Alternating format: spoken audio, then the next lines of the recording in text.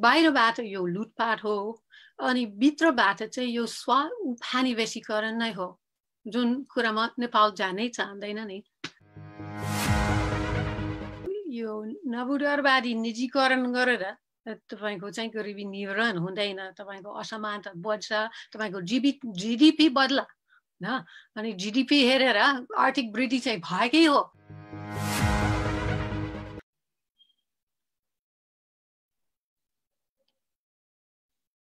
नमस्कार आज हामी अर्को एउटा विशेष बहसमा तपाईहरुमाझ उपस्थित भएका छौं नेपालमा पछिल्लो समय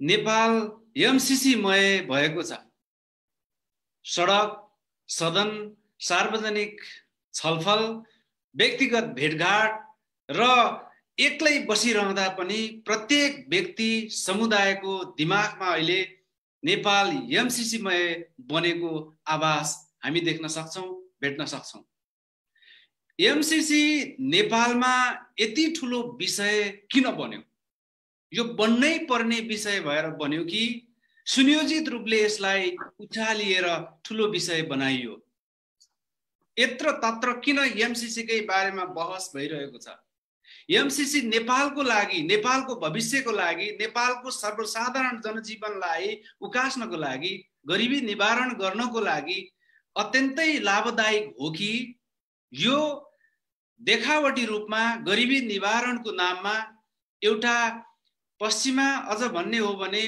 अमेरिकी उदार पुँजीवादी एउटा विचारधारालाई जबरजस्त स्थापित गर्नलाई नेपालमा लागू गर्न खोजिएको हो यस विषयमा पनि बहस जारी छ एमसीसी बारे पक्ष र विपक्षमा एउटा ठूलो चर्काचर्की छ नेपाल कम्युनिस्ट पार्टी भित्र भाड भैलो भएको छ यति गम्भीर विषयलाई हामी त्रिभुवन विश्वविद्यालय लगायतका अरु विश्वविद्यालयमा आबद्ध भएका एउटा आलोचनात्मक चेत बोकेका स्वाधीन किसिमले बहस गर्न रुचाउने युवा समूहले यसबारे बहस गर्नको लागि जमर्को गर्यौं र त्यस क्रममा हामीले एकजना अलि फरक किसिमको नेपाली समाजको लागि अधिकांश नेपाली समुदायको लागि फरक लाग्ने किसिमको एकजना व्यक्तित्वलाई हामीले आजको कार्यक्रममा निम्त्याएका छौं र उहाँ हुनुहुन्छ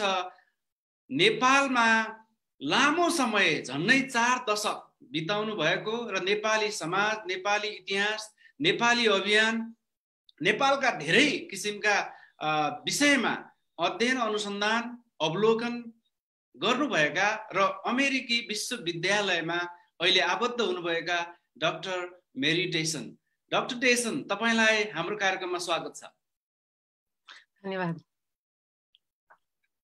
अब हामी धेरै भूमिका बाँड्दैनौं यो कार्यक्रम हाम्रो स्वतन्त्र संवाद हो एउटा सार्वजनिक संवाद हो हामी यहाँ एउटा देशको समाजको सबैभन्दा जल्दो बल्दो विषयलाई सार्वजनिक रूपले बहस गर्न उपस्थित हुन्छौं त्यस क्रममा डाक्टर मेरी डेसनलाई आज हामीले तपाईहरुमाझ प्रस्तुत गर्न पाउँदा हामीलाई धेरै खुसी लागेको छ र यस विषयमा हामीले युवा साथीहरुबाट निकै ठूलो छलफल गर्यौं त्यो छलफलको विषयमा एउटा विषय हाम्रो युवा साथीहरुमा उब्जियो कि डाक्टर मेरी डेसन भन्ने व्यक्तित्व उहाँहरुको लागि निकै नौलो थियो मेरो लागि पनि डाक्टर डेसन त्यति धेरै परिचित होइन हाम्रो यो पहिलो भेटघाट हो अलिअलि तपाईको लेखहरुबाट मार्फत मात्रै मैले पनि तपाईलाई चिनेको थिएँ भनेपछि हाम्रो नेपाली समाजमा अहिले एमसीसी बारेमा बहस गर्ने बित्तिकै कित्ता काट गर्ने चलन छ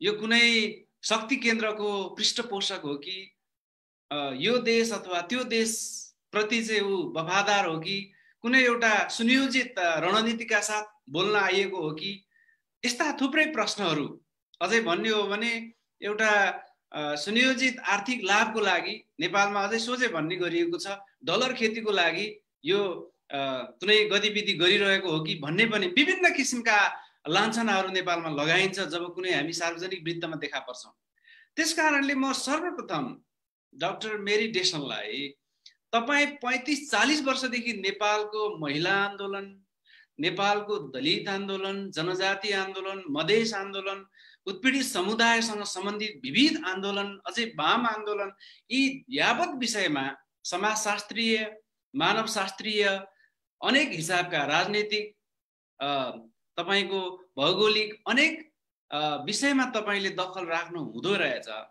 तपाईलाई नेपालप्रति यति धेरै चासो, यति धेरै माया, तपाईलाई धेरै यहाँ नेपालीहरूले दिदी पनि भन्नुहुँदो रहेछ, यति धेरै प्रेम पनि पाउनु भएको रहेछ। नेपालप्रति तपाईको यति धेरै निकटता कसरी हो?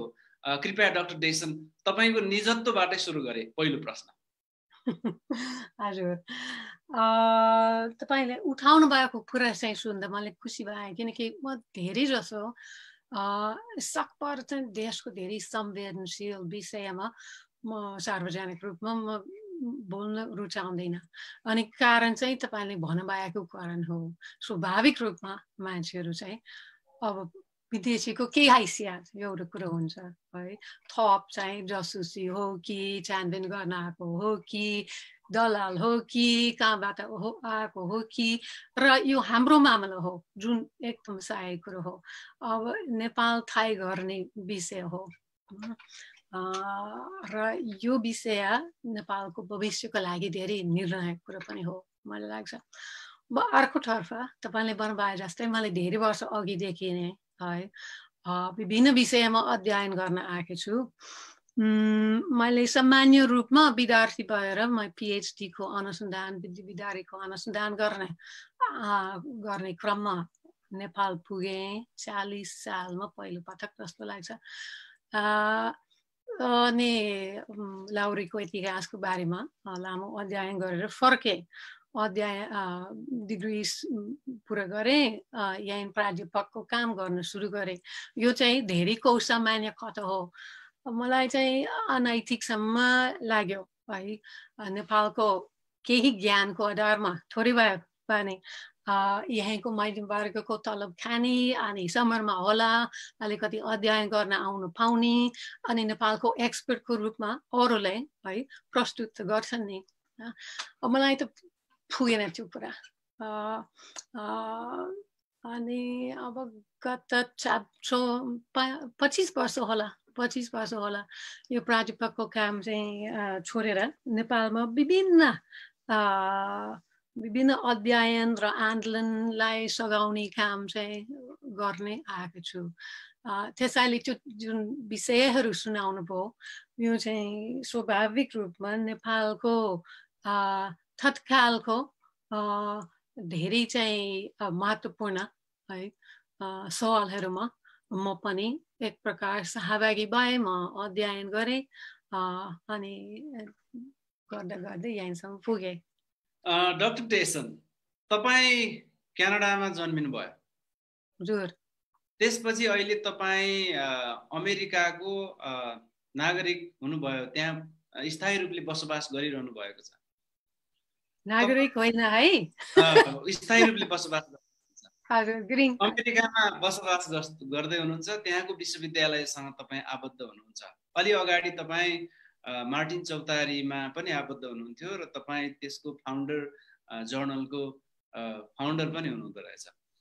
भनेपछि अब तपाईँ एउटा कम्फोर्ट जोनमा हुनुहुन्छ, तपाईँ एउटा सम्पन्न राष्ट्रमा हुनुहुन्छ। नेपालको यति गम्भीर विषय जो यहाँका बुद्धिजीवी चाहेर पनि बोल्न चाहन्न, देखिन चाहन्न, यो विषयलाई कुनै पनि हालमा उजागर गर्न चाहँदैन। एक तबका मौन बस्न चाहन्छन्, एउटा ठुलो तबका। एउटा तबका जसरी पनि एमसीसी लाई पास गर्नुपर्छ भन्नेमा छ। एउटा घटक चाहिँ वाम घटकसँग जोडिएका र अरू स्वतन्त्र बुद्धिजीवी पनि सानो संख्यामा यो राष्ट्रको लागि खतरा छ भनिरहेको छ। भनेपछि तपाईँ मौन बसे पनि हुन्थ्यो, तपाईलाई किन यसरी बोलाउँ लाग्यो यो एमसीसी को बारेमा? र तपाईले त आफ्नो पोस्टिङहरुमा सामाजिक सञ्जालमा यो एमसीसी लाई त खारेजै गरौँ भनेर लेखिदिनु भएको रहेछ। यति ठुलो किसिमको तपाईलाई निर्णय गर्ने एउटा कसरी संकल्प भयो तपाईलाई? यो किन यसरी बोल्न मन लाग्यो नेपाल सम्बन्धी? अब नेपालमा अहिले वामपन्थी बनिने सरकार छ जो जनताले निर्वाचित गरेर रोजेका छन्।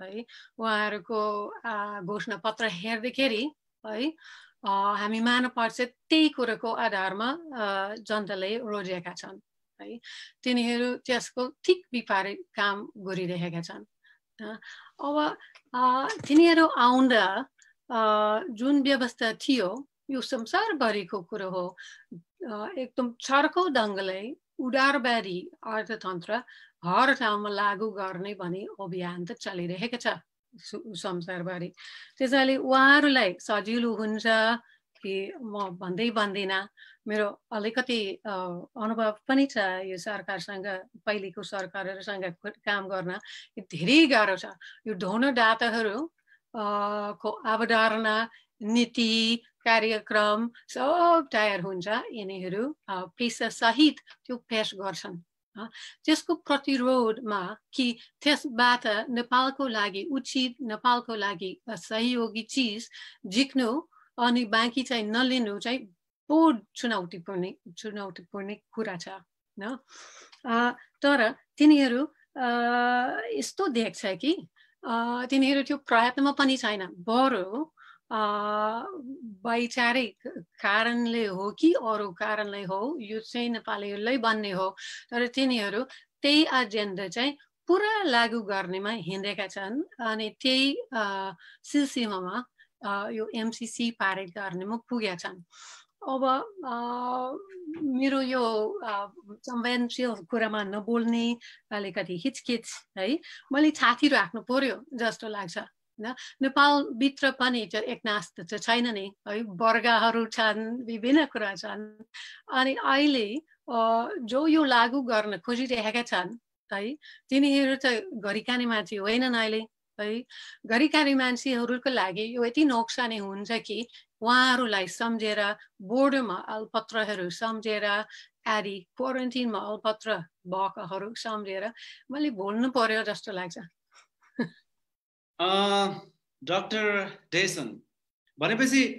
तपाईले बोल्नु भयो नेपालको एमसीसी बारे तर सोझै खारेजै गरौँ भन्ने निष्कर्षमा कसरी पुग्नु भयो के चीज त्यस्तो छ जो चाहिँ नेपालको यो एमसीसी चाहिँ भविष्यको लागि यति खतरा छ भन्ने तपाई अमेरिकामा बसिरहनु भएर पनि महसुस भइरहेछ हजुर अब जहाँबाट पनि यसको दस्तावेजहरू पढ्न सकिन्छ हैन एउटा दुःखद कुरा जलनाथजीको एउटा चाहिँ भिडियो अन्तर्वार्तामा उहाँले यो कार्यदल बनाइसकेपछि हामी चाहिँ सबै डकुमेन्टहरू जम्मा गर्यो सहायक सम्झौताहरू सहित उहाँले भन्नुभयो हैन र सबै हेर्नु भ्याएन तर धेरै नै हेर्यो उहाँले भन्नुभयो मलाई अलि झस्के हैन किनकि अब यस्तो गम्भीर कुरामा जानभन्दा अगाडि त सरकारका सबै जिम्मेवार मान्छे पार्टीका सबै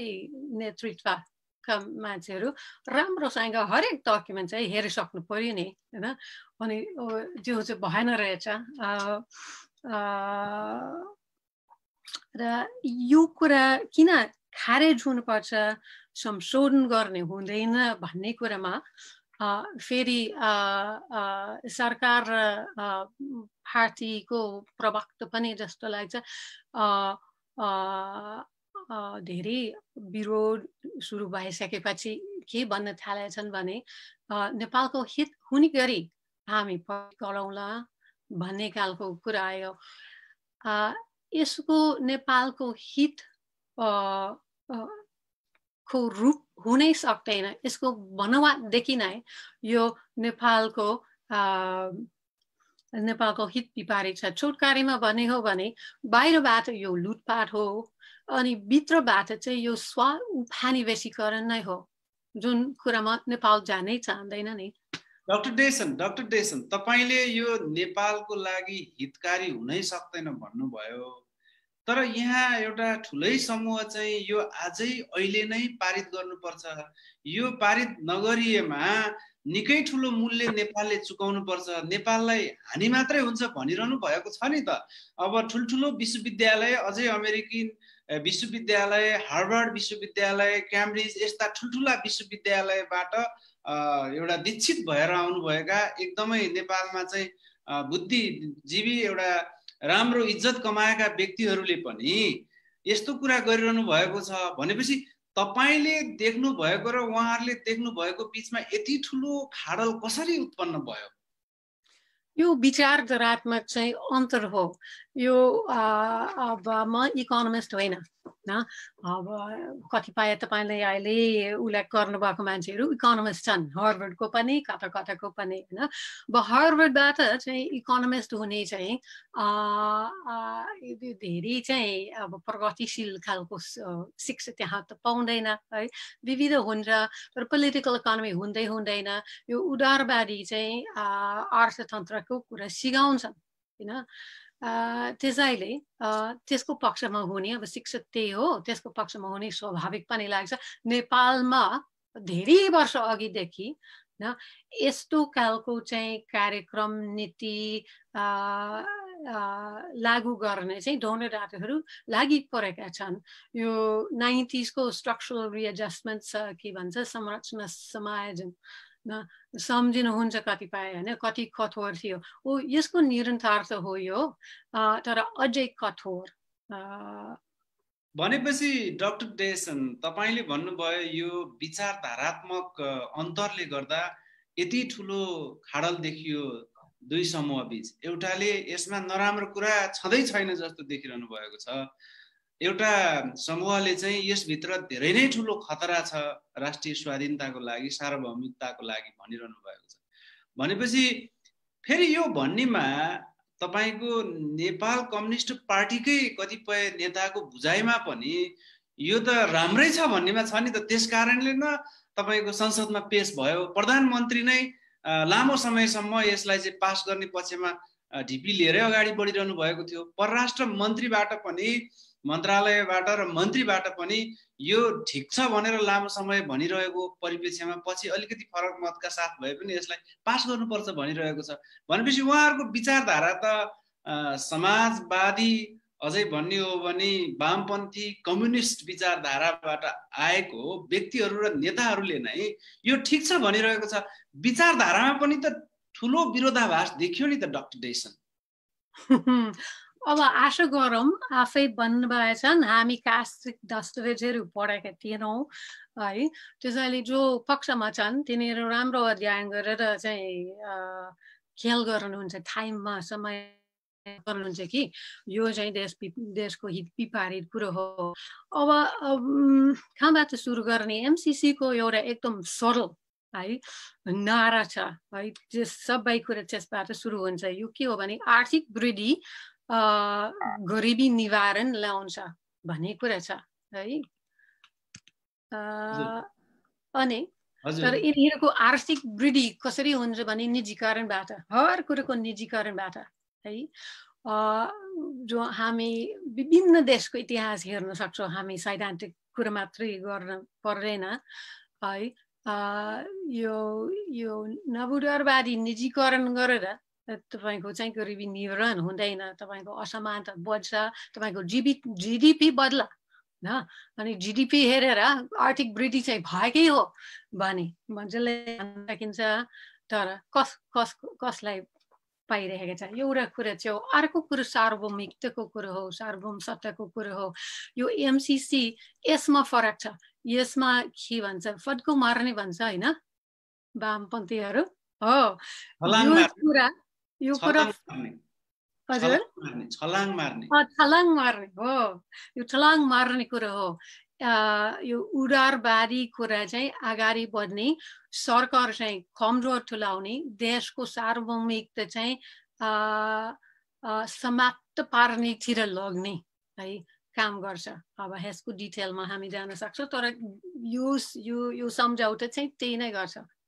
डाक्टर डेसन, त्यसो हो भने कतिपय दस्तावेजहरूको आधारमा यो डाक्टर बाबुराम भट्टराई प्रधानमन्त्री हुनुहुँदा ड्राफ्टको चाहिँ तयारीहरू भएको, त्यसपछि शेरबहादुर देउवा प्रधानमन्त्री हुनुहुँदाखेरि यो चाहिँ अब हस्ताक्षर भएको, त्यस पछाडि पनि अब अरू प्रधानमन्त्रीहरू पनि यसमा जोडिनु भएको छ, जुन वामपन्थी प्रधानमन्त्रीहरू पनि हुनुहुन्छ।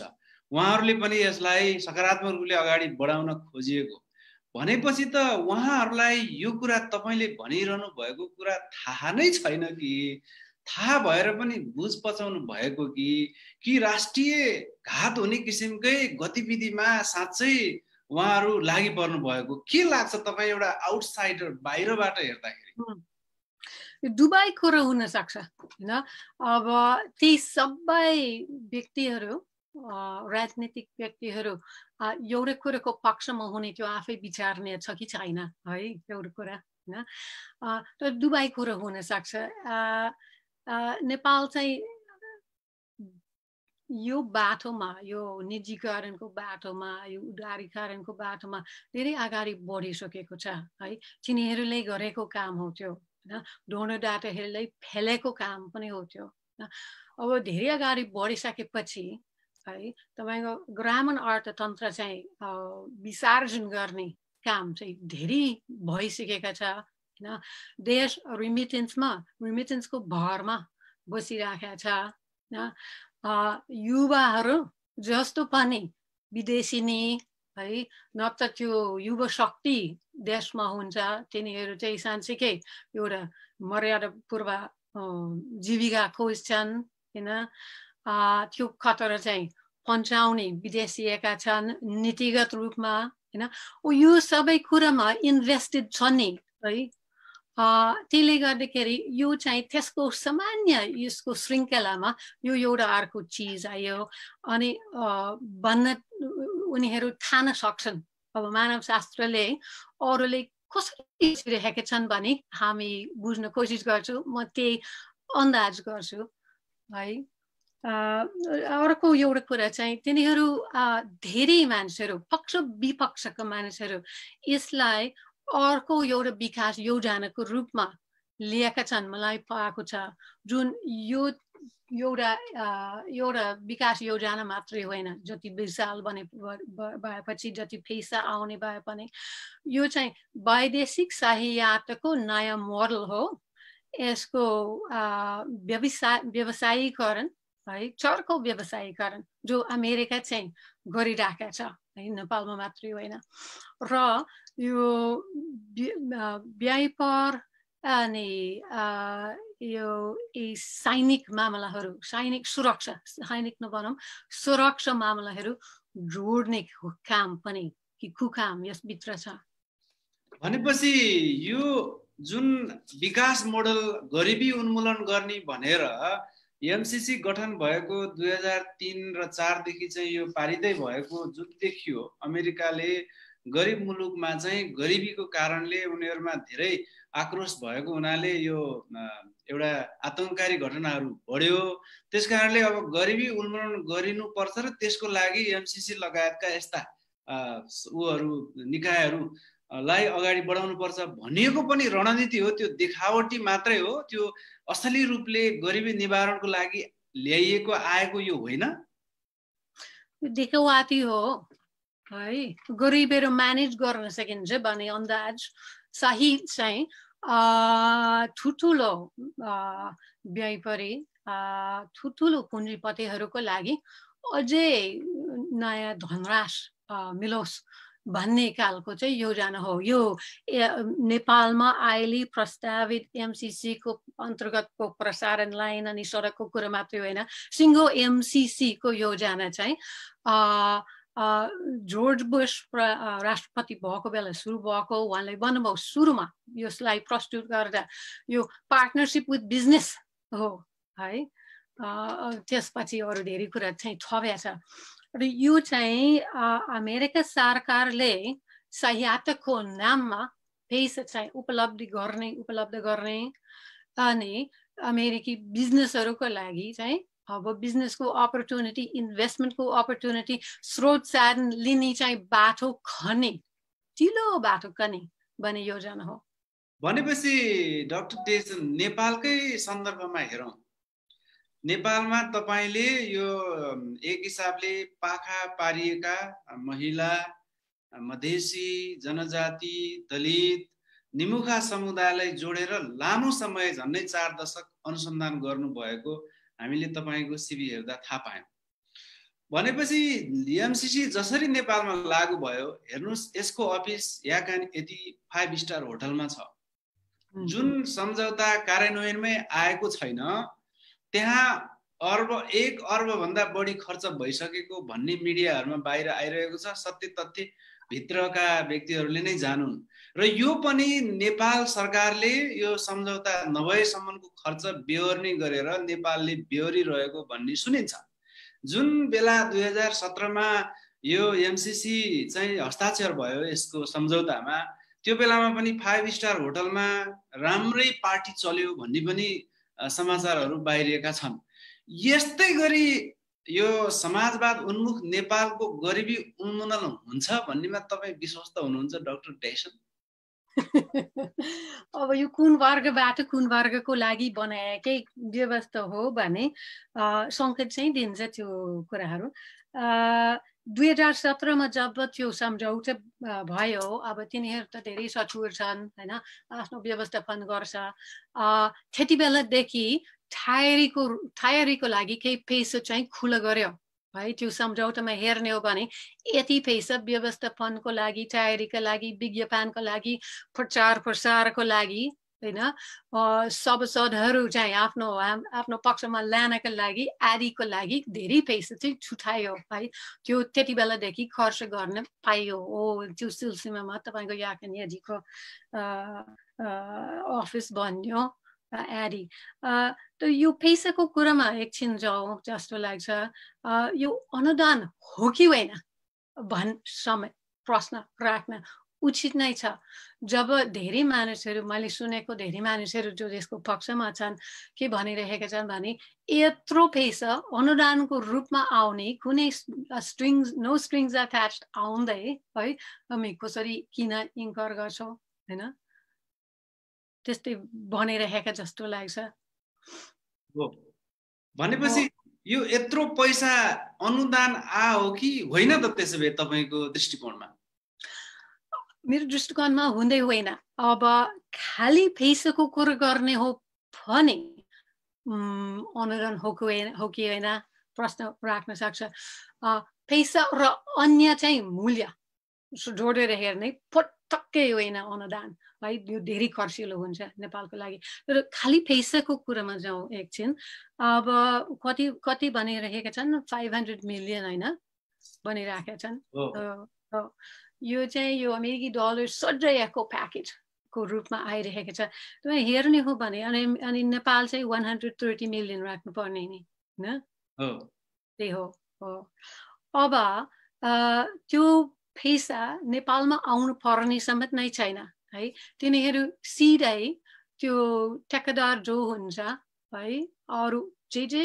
खर्च हुन्छ तपाईको टेक्निकल कन्सल्टेन्ट कति हुन्छन् हैन त्यो सबै पैसा यिनीहरू सिधै तिर्न सक्छन् है त्यो व्यवस्था छ यदि अमेरिकी कन्ट्र्याक्टर हो भने यदि कुनै वैदेशिक कन्ट्र्याक्टर हो भने त्यो नेपाल यो पैसा नेपाल मार्फत आउनु पर्ने पनि छैन जुन पैसा नेपाल मार्फत एमसीए को खातामा बस्ने आउँछ है मानिलु त्यो यहीँसम्म कन्जुसी छ है मानिलु त्यो नेपालको एमसीए को खातामा अलिकति केही समय बस्छ अलिकति ब्याज थप्छ है यो ब्याज सिधै एमसीए लाई फर्काइदिनु पर्छ है त्यति पनि कमाउन नपाउने त नेपालको लागि अब यो पैसा राख्नेको यो तालिका है एकछिन हेर्नुहोस् नेपाल चाहिँ अगाडि सबै बुझाइदिने अनि अमेरिका चाहिँ क्रमबद्ध रूपमा राखिदिने यो सम्झौताभित्र बिना शर्त 30 दिनको सूचना दिएर एमसीसीले अमेरिकाको एमसीसीले है त्यसबाट ब्याक हुन सक्छ त्यसबाट हट्न सक्छ अनि बाँकी पैसा दिँदैन है जब त्यसैले सुरुमा नेपाल सबै पैसा दिइसकेको हुन्छ अमेरिका अलिकति पैसा दिइसकेको हुन्छ यिनीहरू कुनै कारण नदेखाउँदै तिनीहरू 30 दिनको सूचना दिएर अब तिनीहरू चाहिँ कारण देखाएर तिनीहरू 1 दिनको सूचना नदिइकन तिनीहरू आफूले हट्न सक्छ अनि अर्को 1 रुपैयाँ पाउँदैन जति नेपालसँग छ त्यो सबै फर्काइदिनु पर्ने हुन्छ अनि अर्को सामान्य यो नवउडनकारी खालको कुराहरू छन् न कर लाग्छ यो अब यो योजनाबाट नेपाल कसरी पैसा कमाउने न कर लाग्छ न भ्याट लाग्छ न यो विदेशीहरूको ठुलो थलबमा के लाग्छ हैन त्यो सब फेरि चाहिँ जो लगानी गर्छ त्यो आफ्नो नाफा सहित बिना कुनै लाइसेन्सिङ फी सहित चाहिँ उनीहरू विदेश दिन सक्छन् दुईटा अकाउन्टेन्ट नेपाली अकाउन्टेन्टहरू यसमा बोलेका छन् एउटा एकजना चाहिँ धेरैलाई सुनेका छन् होला बहसको कार्यक्रममा अस्ति तिनीहरू यो अनुदान हुँदै होइन भने उनीहरू हिसाब गरिरहेका छन् अर्को चाहिँ नेपाली काङ्ग्रेसको महासमितिको सदस्य विज्ञान प्रसाई भनी अकाउन्टेन्ट चाहिँ बोल्नु भएको छ मजाले बोल्नु भएको छ उहाँ चाहिँ यो अनुदान हुँदै होइन बरु वास्तवमा नेपालले जति पैसा राख्दैछ त्यो आखिरी चाहिँ अमेरिकाको लागि अनुदान हुनु पुग्छ है उहाँको हिसाब यो इस्ट इन्डिया कम्पनीले भारतले आएको जस्तो भने ठुलाना गर्नुभएको छ अब तपाईको कुराले त यहाँ धेरै किसिमका भाष्यहरू निर्माण भएका छन् एमसीसीलाई जोडेर कतिले भन्दै छन् कि जस्तै रत्न संसारले पनि एउटा अन्तर्वार्तामा भनिरहनु भएको छ 4-5 करोडको 1 किलोमिटर ट्रान्समिसन लाइन चाहिँ बन्ने प्राधिकरणले बनाइरहेको सन्दर्भमा 20 करोड खर्च गरिँदैछ भनेर उहाँले बोलिरहनु भएको छ त्यसपछि यो नेपालको गरिबी निवारणको प्रोजेक्ट हुँदै होइन बरु भारतको गरिबी निवारण चाहिँ हुन्छ भन्ने पनि रहनु भएको छ अर्को अमेरिकाले भारतमा नेपालको विद्युत लगेर भारतलाई खुसी पार्ने नेपालमा प्रोजेक्ट दिएको छ भनेर नेपाललाई नै खुसी पार्ने र चीनसँगको आफ्नो एउटा जुन रणनीति छ त्यसलाई सफल पार्नलाई चीनलाई चिहाउने आँखी झ्यालको रूपमा नेपाललाई प्रयोग गर्न लागेको भन्ने पनि भाष्यहरू निर्माण भएको छ तपाईले नि यतैतिर संकेत गर्न खोज्नु भएको हो हो त्यो कुराहरू पनि छन् यो प्रसारण लाइनको आन्तरिक हिसाब आदि चाहिँ त्यसमाथि मैले अध्ययन गरेका छैन उहाँले गर्नुभयो उहाँले अकाउन्टेन्ट पनि हुनुहुन्छ त्यसैले उहाँको कुरा ध्यानपूर्वक सुन्यो हुन्छ जस्तो लाग्छ उहाँले मजाले उहाँ समाजशास्त्री होइन उहाँ अकाउन्टेन्ट हुनुहुन्छ अनि उहाँ चाहिँ सोध्नुभयो यो प्रसारण लाइन जो नेपालको बिजुली चाहिँ सरल भारतसम्म पुर्याउँछ कसरी नेपाली गरिबी निवारण गर्छ भने सोध्नुभयो यो गर्दैन यो बुझ्नुपर्छ है अनि एमसीसीको अन्य योजनाहरू है पुरा भइसकेका सम्झौताहरू अन्तर्गत भएको कार्यक्रमहरू को अध्ययन गर्ने पनि जरुरी छ तिनीहरू कि त यो एनर्जी सेक्टरमा कि त ल्यान्ड रिफर्म अनि एग्रो बिजनेसमा है बढी चाहिँ योजनाहरू गरिरहेका छन् अफ्रिकातिर यिनीहरू ठुलो ल्यान्ड ग्राब गरिरहेका छन् है मालीको अनुभव माडागास्करको बेनिनको अरू पनि छन् घानाको अनुभव हेर्ने हो भने मान्छे धेरै सर्काएको हुन्छ नेपालमा त डाक्टर डेसन एउटा ठुलो बुद्धिजीवी सर्कल अलि काठमाडौँको अलि राम्रै स्कलर भनेर चिनिने बुद्धिजीवीको माझमा त यसले नेपाललाई धेरै ठुलो हित गर्छ अझै भन्ने हो भने सर्वसाधारणको जीवन स्तर उठ्छ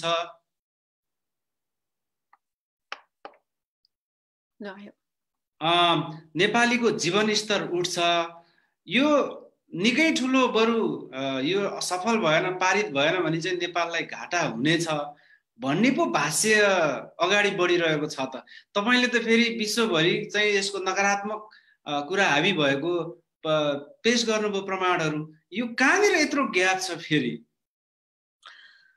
अब यो ट्रिकल डाउन इकोनोमिक्सको थर्क हो है तिनीहरूको है अनि त्यो कस्तो छ भने अब सब कुरा है माथि बुझाइदिने मालिकलाई बुझाइदिने है। अनि यो के भन्छ भने तिनीहरू हगी गर्ने पनि यो सुन भएर खस्छ झर्छ होइन। तपाईँ खायो भने छिप्यो भने राख्यो भने जम्मा गर्यो भने तपाईँ धनी हुने हो है। ट्रिकल डाउन इकोनोमिक्सको सार कुरो त्यो हो। अनि यस्तो खालको योजनाबाट चाहिँ हुने कुरा त्यो पनि हुँदैन है, त्यो पनि हुँदैन। तपाईले मान्छेलाई विस्थापित गर्छ होइन, विस्थापित गर्छ। यो सडकहरू जनताहरूको आवश्यकताहरूको लागि बनाउने सडकहरू पनि होइनन्। एउटा सहायक बाई द वे अलिकति चाहिँ फाइदा होला। यो नेपालमा जो बिजुलीबाट वञ्चित छन् तिनीहरूलाई आपूर्ति गर्ने योजना पनि होइन, त्यहाँसम्म नै होइन।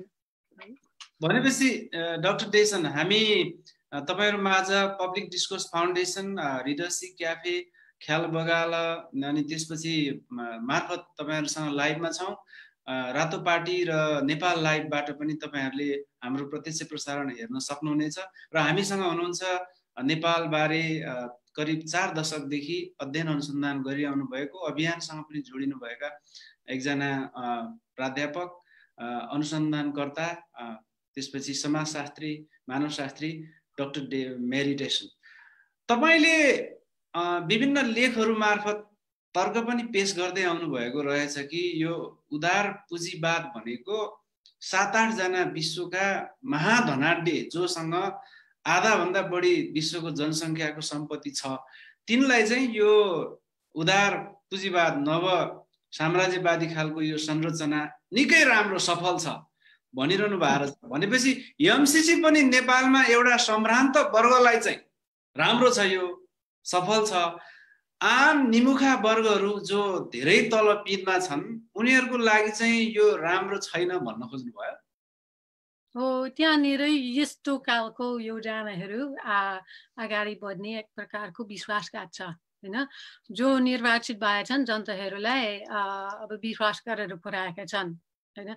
यो सानसानै गरिखाने मान्छेहरूको लागि फाइदा जाने घुन्ची कि हुँदैन, अति गम्भीर रूपमा हेर्नुपर्ने हो। यो उदारवादी कुरा चाहिँ एउटा अब यो डिरेगुलेसन गराउन खोजिराखेको छ संसारभरि। मतलब अब पुँजी जहाँ जान चाहन्छ त्यसलाई नचेक्ने गरी बग्न पाउँछ है। त्यसो गर्नका लागि तपाईको सरकारहरू है वातावरणीय कुरा होस्,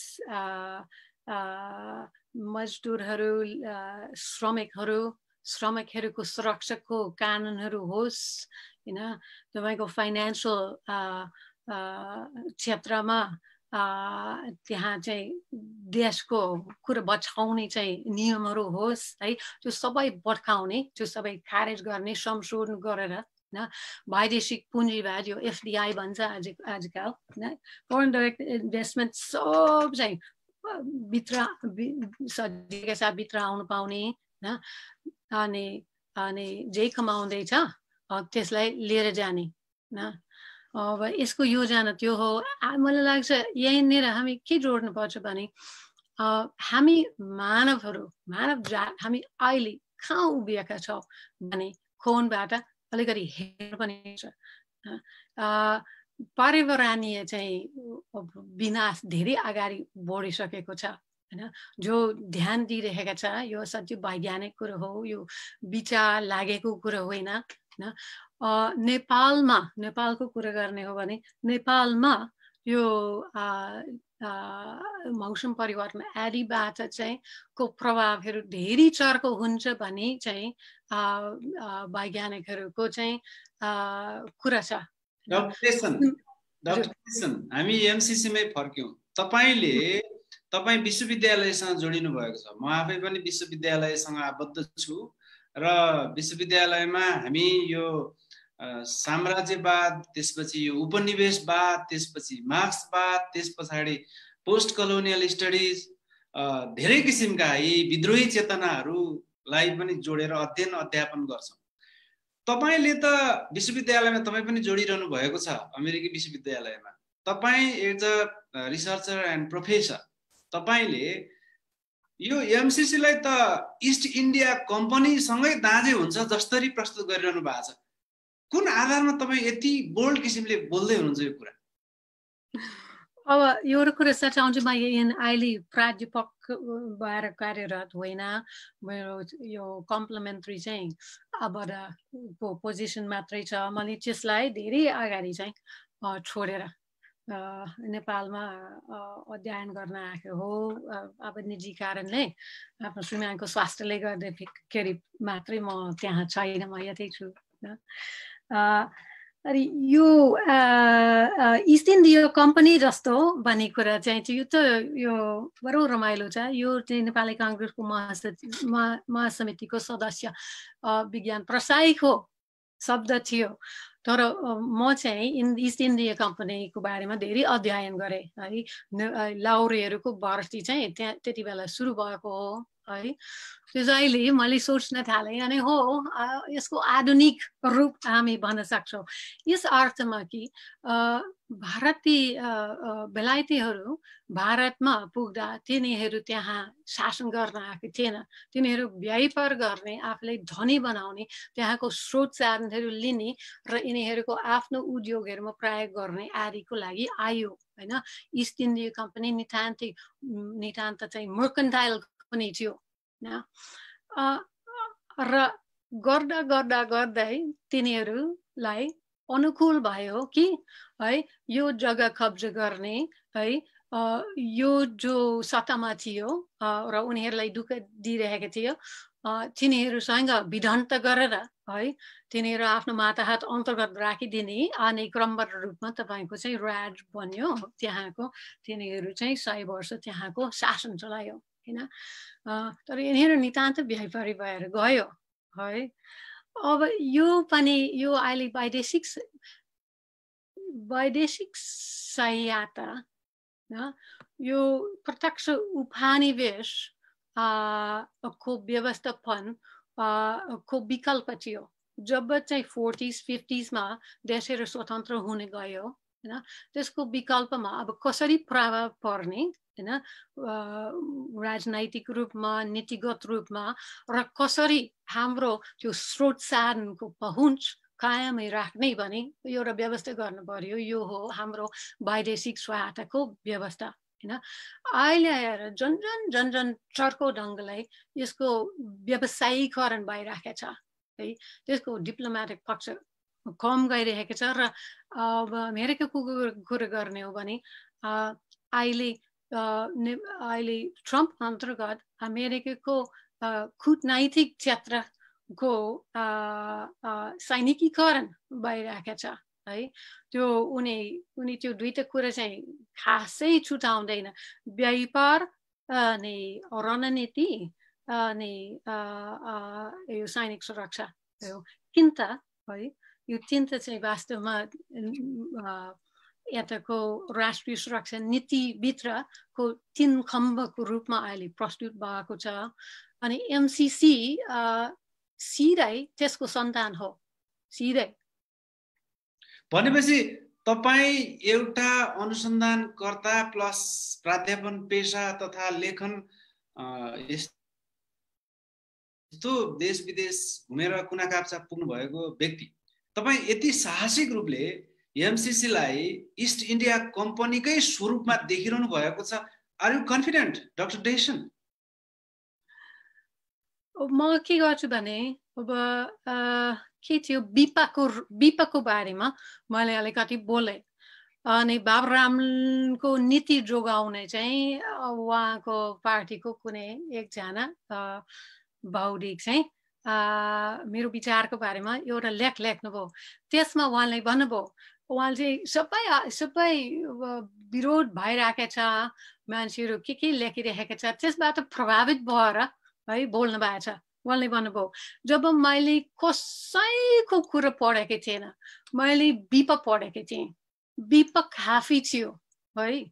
यो कुरा बुझ्न हुन त अब मैले मार्क्सवाद केही पढेको छु नवुडवादको बारेमा पढेकै छु आदि चाहिँ एउटा दृष्टिकोण थियो तर खालि त्यो डकुमेन्ट पढ्ने त्यो पुग्यो अब यसमा पनि मैले जति सक्ने अरूको विचार म पढिराखेको छु किनकि अब म चाहिँ यो ऊर्जाको विज्ञ होइन यो धेरै बहुपक्षीय कुरो हो हामी सबै मिलाएर बुझ्नुपर्ने हो यो कुरा तर म चाहिँ सिधै डकुमेन्टहरूमा गएको छु अनि डकुमेन्टहरू काफी छन् है नेपालको भनौँ न एउटा कुरा मात्रै उदाहरण दिन्छु यो MCA है जो बनाएको छ जो याकन्यातीमा बसेको छ है अब यसलाई नेपाल सरकारको प्रत्येक अधिकार पाउने नै छ र सरकारलाई बाँकी रहँदैन यो 5 वर्षसम्म है यदि संसदबाट पारित गर्छन् भने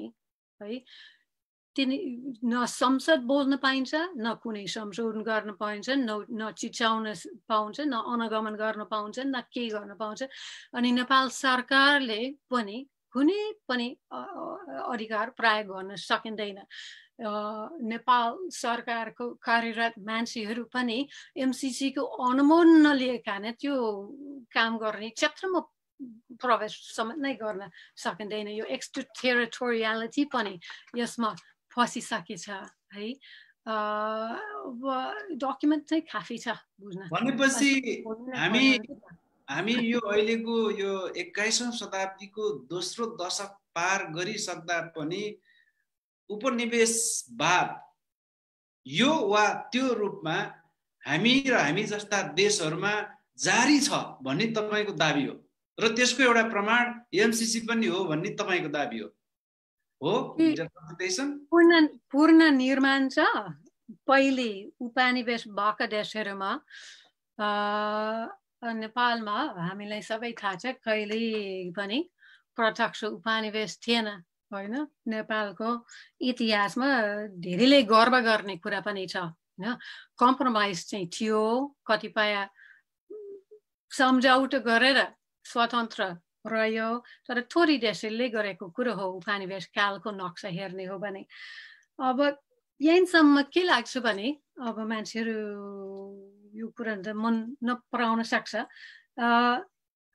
अब जो उपनिवेश व्यवस्था बोक्यो तिनीहरूको त्यो इतिहास छ त्यो छिटो इतिहास छ तिनीहरू अलि छिटो चिन्छन् कि है जसरी अफ्रिकामा यो चाहिँ धेरै चाहिँ विश्लेषकहरू है यो पूर्ण उपनिवेशीकरण हो भनिराखेको छ म किन स्व उपनिवेशीकरण भन्छु है यो सरकार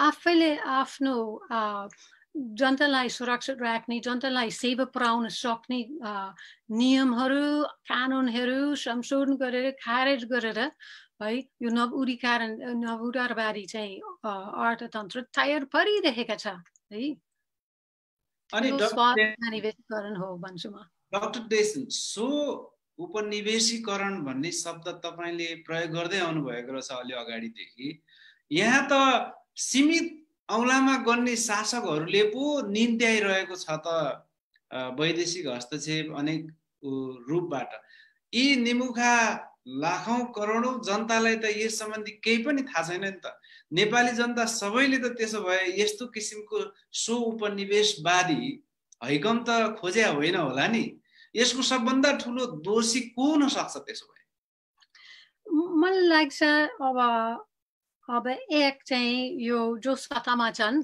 झन्डै 3 करोड नेपालीहरू आगे नै चाहिँ गाली गरिरहेका छन् आलोचना गरिरहेका छन् अनि बिचारा चाहिँ एकजना विदेशीको आलोचना किन थपौँ तर वास्तवमा व्यक्तिहरू हेर्ने चाहिँ हेर्दा हामी यो सार कुरासम्म हामी पुग्दैनौँ किनकि यो एकदम प्रणालीगत कुरा हो यो नेपालमा मात्रै भइरहेको छैन अनि नेपाल बाहिर हेर्ने असाध्य जरुरी पनि छ किनकि अब नेपालमा जे भइरहेको छ त्यो त निश्चित कुरा हो पृथक कुरा हो पहिले नभएको कुरा हो नौलो कुरा हो सुन्दाखेरि उनीहरूको प्रस्तुति त धेरै राम्रो हुन्छ होइन यत्रो डलर दिने अनि यत्रो अब गरिबी निवारणको दाबी गर्ने होइन यो कुरा साँच्चै के हो बुझ्नका लागि अब अध्ययन गर्नुपर्ने हो यो डकुमेन्टहरू सजिलो पनि होइन है एउटा दफामा अर्को दफामा जोडेर हेर्नुपर्छ यो कतिसम्म नेपालको सार्वभौमिकता चाहिँ कठौती गर्ने चिज हो होइन र अर्को देशहरूको अनुभव हेर्नुपर्छ अनि अमेरिकाको अध्ययन गर्नुपर्छ होइन यो स्टडिङ अप भन्छ नि मानवशास्त्र समाजशास्त्रमा सजिलो होइन है तर हामी त्यो पनि गर्नुपर्छ यो यिनीहरूको यो एक प्रकार नयाँ चाहिँ वैदेशिक शाही यात्राको व्यवसायीकरणको योजना हो नेपाल त्यसको माकी साङ्लोमा है माकुरा जालमा फरेको छ अझै यो शब्द पनि भनौँ न डाक्टर डेसन तपाईले त एमसीसीलाई अमेरिकी डलर चाहिँ बल्छीमा राउने एउटा चारो जस्तो हालेर बल्छी फ्यालेको छ र अब यो बल्छीमा पर्छ यो एमसीसी भनेको एउटा बल्छी हो भन्नुभएछ तपाईले बल्छी भन्ने शब्दले त अब धेरै कुरा अर्थ बोक्यो भनेपछि यो बल्छीले कसलाई तान्छ कसलाई यसले सिद्ध्याउँछ यो के गर्छ भने यो आइलीको योजना चाहिँ नेपालको ऊर्जा क्षेत्रको पुरा निजीकरण गराउँछ र यो फरेन लगानी वैदेशिक लगानीको लागि पुरा खुला राख्छ है यो नेपालको यो कोरिडोर बने नि तर वास्तवमा पर्यावरणीय कोणबाट हेर्दा वाटरसेड भएको ठुलो नदीहरूको डामहरू राख्ने होइन र बिजुली चाहिँ भारतसम्म पुर्याइदिने होइन यो अब अरू ठाउँहरूमा है जो उपनिवेश काल भोग्यो है त्यहाँ चाहिँ ठुलो स्रोत साधनको कब्जा अनि एक्सट्र्याक्सन अनि लग्ने काम चाहिँ भइसकेको छ दक्षिण अमेरिकाको इतिहास भोलि यो अर्को ठुलो हिमाल संसारको अर्को ठुलो हिमालको 19औं शताब्दी र 20औं शताब्दीको इतिहास है पढ्ने हो भने यो सहयोग पुर्याउँछ यो ठुलो चाहिँ स्रोत साधनको कब्जा अब नेपालमा सुरु हुँदैछ भनेपछि डाक्टर डेसन त्यो सम्झौताहरू मैले पनि सरसर्ती हेर्ने कोसिसहरू गरेँ 62 पेज 60 पेज 70 पेज त्यो पनि अब विभिन्न दफा त्यसपछि धारा बुदा उपदफा त्यसपछि त्यसभित्रका अनेक बुदाहरू एउटाले भनेको कुरा अर्कोमा गएर काटेको छ एक ठाउँमा नेपाल चाहिँ स्वाधीन रहने भनेको छ फेरि अर्को ठाउँमा गएर नेपालको कानुन मान्ने नहुने भनेको छ यो यति ठुलो जालो यो बुझ्नलाई यहाँका बुद्धिजीवी भनाउँदाहरू एकजनाले आउनुहुन्छ र पुरा बुदा देखेर यो चाहिँ नेपालको सार्वभौमिकता विपरीत छ भन्नुहुन्छ अर्कोले फेरि होइन यो त नेपालको लागि चाहिँ यो सुनौलो छ भनेर प्रमाणितै गरिदिनुहुन्छ सर्वसाधारण जो व्यक्ति समुदायप्रति तपाईँ समर्पित हुनुहुन्छ पीडितका सबाल्टर्न वर्ग समुदाय भनौँ यी आवाजविहीन शक्तिविहीन समुदायहरूले कसरी बुझ्ने यो जस्तो कि तपाईले डाक्टर बाबुराम भट्टराईले यति ठुलो चौडा बाटो बनाइदिनु भयो यति ठुलो विकासको मोडलहरू ल्याइदिनु भयो एकता तबकाले त एकदम गुणगान गाइरहेको छ तपाईले त त्यसले त नेपाललाई झन् मरुभूमि बन्जर बनाउँदैछ भन्नुभयो यो कहाँनिर डाक्टर भट्टराई जो एसियाको एउटा दिल्ली जेएनयूबाट पीएचडी गर्दा थेसिस अफ द इयर जस्तो घोषणा ले सम्मानित पनि हुनुभएको व्यक्तिले नबुझेको कि तपाईले त्यो ग्याप कहाँनिर पुगेर तपाईँ जोडिन नसक्नु भएको के आधारमा तपाईले त्यो भन्नुभयो अनि जनता त कन्फ्युज भयो नि के बुझ्ने अलि स्पष्ट पार्दिनुहोस् न के कारणले तपाईँ यस्तो भन्दै हुनुहुन्छ अब एक चाहिँ फरक मत चाहिँ हुन्छन् हैन मान्छेको बोल्ने आधार के छ तिनीहरूको तर्क के छ त्यो तर्क के आधारित छ है भनी पनि हेर्नुपर्छ म नेपालको ठाटाबाटाहरू जस्तै म बोल्नै सक्दैन मेरो बिफाइदा छ हैन मैले नेपालीमा बोल्नै पर्छ यो कुरामा नत्र चाहिँ तपाईँले भन्नुभए जस्तै म सामान्य मान्छेसम्म मैले अङ्ग्रेजीमा मजाले बोल्न सक्ला तर त्यहाँ पुग्दैन त्यसैले मेरो त एउटा बिफाइदा छ है तर यो अब के भन्छन् पब्लिक इन्टेलेक्चुअल कहिले भन्छन् हैन यो बौद्धिकहरूको सामाजिक दायित्वको कुरोमा गएका छौँ हामी जस्तो लाग्छ मलाई है तपाईले भन्नुभयो जस्तो यस्तो दस्तावेजहरू है साँच्चैकै है विश्लेषण गर्ने चाहिँ सजिलो काम होइन है म यसको क्रममा छु अनि मैले धेरै है मैले इतिहासको अभिलेखहरूमा महिना बिताएछु म यो संविधान बनाउने बेलामा के हेरिराखेको थिएँ कानुनहरू हेर्ने पनि काम गरेको छु नेपालको कानुनहरू न त्यसैले अनुभव छ यो गाह्रो काम हो है यति भनिदिनुहोस् न पहिला तपाईले डाक्टर बाबुराम भट्टराईलाई त्यत्रो विकास गरेर छलाङ मारेको भन्ने बुझाइ छ तपाईले चाहिँ नेपाललाई बन्जर बनाउँदैछ भनिरहनु भएको छ के आधारमा यस्तो भन्नुभयो उहाँले चाहिँ यो सरल इक्वेसन गर्नुभयो जुन कुरा गलत छ भन्छु म है त्यो के हो भने अब राष्ट्रिय पुँजी पुग्दैन त्यसैले राष्ट्रिय पुँजी बढाउनु पर्छ पहिलो कुरा उहाँ चाहिँ एमसीसी वालाहरू जस्तै उहाँ आर्थिक वृद्धिबाट सुरु गर्नुहुन्छ आर्थिक वृद्धि चाहिन्छ वास्तवमा डबल डिजिट हैन मतलब कम्तीमा 10% चाहिँ वार्षिक आर्थिक वृद्धिमा हामी जानुपर्छ अनि मात्रै बन्छ देश हैन अब त्यो हुनका लागि थुप्रै पुँजी चाहिन्छ हैन त्यो पुँजी हामीसँग नभएको हुनाले त्यो विदेशबाट आउनुपर्छ त्यसैले नेपाललाई पुरा खुलो राख्नुपर्छ हुने अलिकति केही शर्त राखौँला कि भन्ने कुरा गर्नुभएको छ तर गर्दै चाहिँ उहाँले त्यो पनि गर्न तयार भएन है विपयसको एउटा उदाहरण हो अर्को पनि छ जस्तो लाग्छ उहाँको कालबाट फाइनेन्सको क्षेत्रमा अब अर्कोतिर यस्तो दबाव भइरहेको छ उहाँ चाहिँ यसभन्दा बेटर बाटो छ भने थाहा हुँदै पनि हैन कसरी लागू गर्ने भने असहाय भएर त्यो बाटोमा लाग्नु भएको छ कि पुरा विश्वास गरेर त्यो बाटोमा लाग्नु भएको छ मलाई थाहा छैन उहाँ सिधै ठेट उदारवादी अर्थतन्त्रको बाटोमा लाग्नु भएको छ उहाँको थिसिस पढ्दाखेरि पनि है वास्तवमा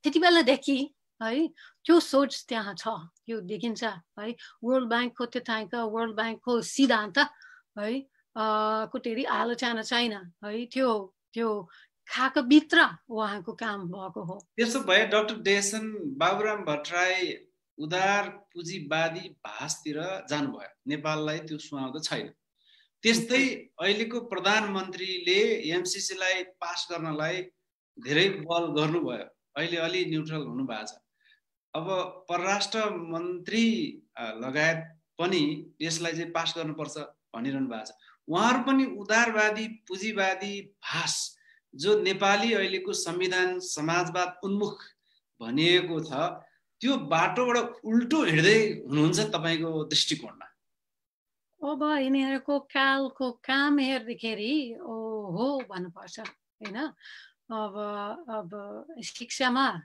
निजीकरण है स्वास्थ्यमा निजीकरण अगाडि बढिराखेका छन् जब संविधानमा पनि घोषणा पत्रमा पनि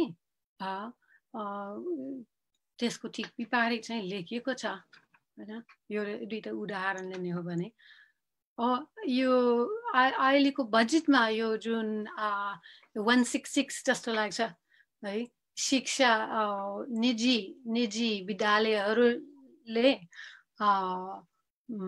सार्वजनिक विद्यालयहरूको जिम्मा लिने भने जुन कुरा आयो र विवादित छ है यस्तो कुरा पनि कतै यो एमसीसीसँग जोडिन पनि सक्छ हो म भन्न सक्दैन तर सक्छ कसरी जोड्न सकिन्छ भने यो एमसीसीमा जानका लागि यिनीहरू मजाले के गरेछन् भने देशहरू आफ्नो योग्यता देखाउनु पर्थ्यो है तिनीहरू शर्त राख्यो त्यो शर्तहरू अमेरिकाको विभिन्न दक्षिणपन्थी चाहिँ थिङ्क ट्याङ्कहरू बनाएको स्वार्थ हुन् र वर्ल्ड ब्याङ्कको अनि IMF को स्वार्थ हुन् होइन।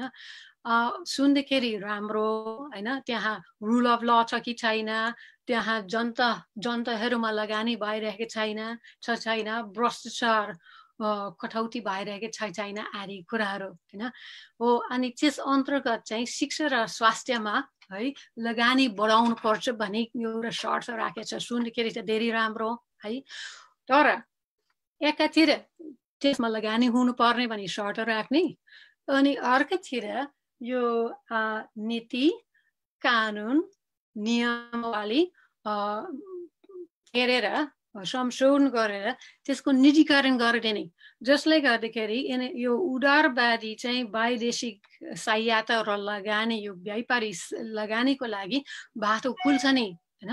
देशवादी भएर यो MCC कायम राख्नको लागि है स्वास्थ्य र शिक्षामा यसको लगानी बढाउनु पर्छ होइन। अनि अर्कोतिर त्यसको निजीकरण गरिदिने अनि विदेशी लगानी त्यसमा मजाले आउन सक्ने, जुन अरू देशहरूमा धेरै भइरहेको छ र अमेरिका स्वयंमा है जनचारको किसिमले भइरहेको छ। डाक्टर देसन, तपाईले नेपालको वाम आन्दोलनलाई पनि अलि मिहिन ढङ्गले अवलोकन गर्नु भएको छ भन्ने कुराहरू तपाईको आलेख अनुभवले देखाउँछ। नेपालको यो वामपन्थी कम्युनिस्ट आन्दोलनबाट जो उठ्नु भयो, उहाँहरू यति छिटै त्यसो भए यो उदार पुँजीवादी दलदलमा किन गएर भाँसिन्छन्? के चिज त्यस्तो छ कि उहाँहरूलाई त्यहाँ गएर भाँसिन बाध्य छ? अहिलेको झन् केपी शर्मा ओली को जुन मन्त्रीमण्डल छ, उहाँलाई त निकै ठुलो भारी मत चाहिँ राष्ट्रवादी नेता भएर जनताले मत दिएको हो नि त। भनेपछि किन तपाईको दृष्टिकोणले तपाईले तर्क गरे अनुसारको यो यति ठुलो भाष हो, इस्ट इन्डिया कम्पनी जस्तै हो भने त्यो पास गर्न किन मरिमेट्छन्? के कुरा छ जसले यो कम्युनिस्टलाई यति पतन बनाउन खोज्छन् नेपालमा वामपन्थीलाई? अहिलेसम्म भएको मुख्यतः पूर्व MLA, पूर्व माओवादी को खेमाहरू होइन अरू छुट्या छन्, अनि पूर्व एकता केन्द्र, त्यो तीनटा मुख्यतः त्यहाँ छन् होइन।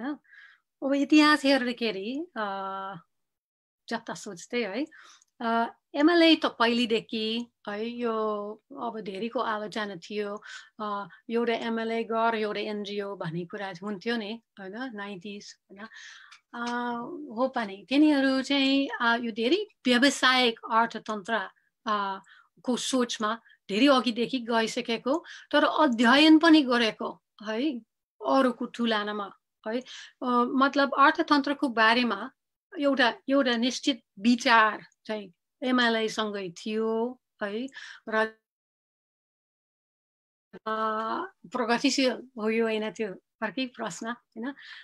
र माओवादी र एकता केन्द्रमा है यो अर्थतन्त्र मार्क्सवादी चाहिँ भन्ने, तर अर्थतन्त्र जो चाहिँ मार्क्सवादको एउटा जग हो है, खासै धेरै चाहिँ ध्यान दिएको मैले पाएको छैन, न लेखनबाट न भाषणबाट न अनुभवबाट है। त्यसैले अब सत्तामा गइसकेपछि म अझै भन्छु यो साह्रै चुनौतीपूर्ण छ नेपालको स्थिति। अब कोभिड थपेको छ, ठुलो विश्वभरिको मन्दी आउँदैछ, केही सजिलो छैन नेपाललाई राम्रो हाँक्नका लागि त सजिलै कुरो होइन है। त्यसैले फेरि आलोचना गर्न पनि चाहँदैन, तर यो चाहिँ यति असफल छ कि है अनि त्यही कारण जस्तो लाग्छ यो पुरा चाहिँ यो उदारवादी कुरामा गएको छ। यसको परिणाम यति नोक्सानी हुन्छ थाहा पाउँदै कि थाहा नपाउँदै मलाई भन्न सक्दिनँ, तिनीहरू भन्नुपर्ने हो। तपाईको प्रोफाइल हेर्दाखेरि वाम विश्लेषक तथा यी वाम राजनीतिज्ञहरू तपाईका साथीहरू कोही भाइहरू जस्ता रहेछन् जो अहिले मन्त्रीमण्डलमा नि छ भन्ने कुराहरू नि सुनिन्छ। तर तपाईले नि कतै लेखिरहनु भएको रहेछ कि यहाँ त काठमाडौँको घरै पछि खुद्रा पसल जस्तो मानवाधिकारवादी पसलहरू छ। तपाईले एक व्यक्ति एक NGO जस्तो नि भन्नुभयो। पछिल्लो समय त झन् तपाईको जिल्ला वडाहरुमा गयो भने पनि राजनीतिक दलका पार्टी कार्यालय त जग्गा दलालको एउटा अफिस जस्तो सबै नेता त जग्गा दलाल देखिन्छ ठुलठुला नेता मन्त्री भएकोहरु पनि जग्गा दलाल देखिन्छ यो कस्तो किसिमको समाजवादी साम्यवादी बाटोतिर हामी गइरहेका छौं डाक्टर डेसन के देखिरहनु भएको छ तपाई यो कता जाँदै छौं हामी अब त्यही कुरा म सुनिरहेको छु अब अहिले आजकल चाहिँ एक घर एक एनजिओ हैन एक घर एक सहकारी भयो हैन एउटा प्रगति जो व्यापार नै हो म प्रत्यक्ष यो देखिरहेको छैन तर धेरै सुनिरहेको छु अनि अरूको लेखबाट चाहिँ म थाहा पाउँदैछु है यो कुरा चाहिँ जति दुःखद भए पनि यो धेरै स्वाभाविक प्रक्रिया बने लाग्छ मलाई इतिहास हेर्ने हो भने अरू देशहरु हेर्ने हो भने अब आफैले समाजवादी साम्यवादी उन्मुख हैन भन्नेहरु क्रान्तिकारी आफैले क्रान्तिकारी भन्नेहरु हैन सशस्त्र संघर्ष चल्नेहरु हैन धेरै चाहिँ सतहमा पुग्दैनन् पुग्छन् भने है धेरै परिवार छन् कि तिनीहरु परिवर्तित हुने है कि तिनीहरु परिवर्तन गर्ने भन्ने प्रश्नमा धेरै चाहिँ आफै परिवर्तित हुन्छ अब नेपालको यो संघर्षहरु हेर्दाखेरि हैन यो क्रान्तिको आडबाटो गएर है सामेल हुने भयो है शासनमा है त्यसैले पनि होला नि है तिनीहरु पुरा स्वतन्त्र पनि होइनन् त्यहाँ तिनीहरु पुरै चाहिँ तिनीहरु जनताको भरमा जनतामा विश्वास गरेर जनताको भरमा यो यो भूमण्डलीकृत पुँजीवादसँग जुट्ने चाहिँ टायर भएन त्यो चाहिँ प्रश्न छ एउटा समूह पनि छन् जसले के भनेर तर्क गर्दैछन् भने केही बुदाहरुमा त्यस्तो दुविधा छ भने त्यसलाई अलि चिन्तन मनन गरेर अलिअलि सच्याएर संशोधन गरेर यो पैसा चाहिँ फर्किन दिन हुन्न पछिल्लो धेरै अगाडिदेखिको एउटा कहावत पनि हो कि when money speaks the truth is silence भन्छ नि पैसा बोल्न थालेपछि सत्य चाहिँ मौन बस्छ भने जस्तो पैसा देखेपछि धेरैलाई अब एक हिसाबले लोभ पनि लागेको छ र यो पैसालाई हामीले हाम्रै देशको हितको लागि प्रयोग गर्नुपर्छ प्रयोग गर्ने उपाय अपनाउनु पर्छ भन्ने पनि छन् के यो एमसीसी को जुन अहिलेको ग्रान्ट्सको कुरा छ त्यो चाहिँ तपाईले भने जस्तो निमुखाको पक्षमा प्रयोग गर्न सकिने सम्भावना देख्नुहुन्छ होइन यो चाहिँ हितकारी सम्झौता बनाउनै सक्दैन अब एक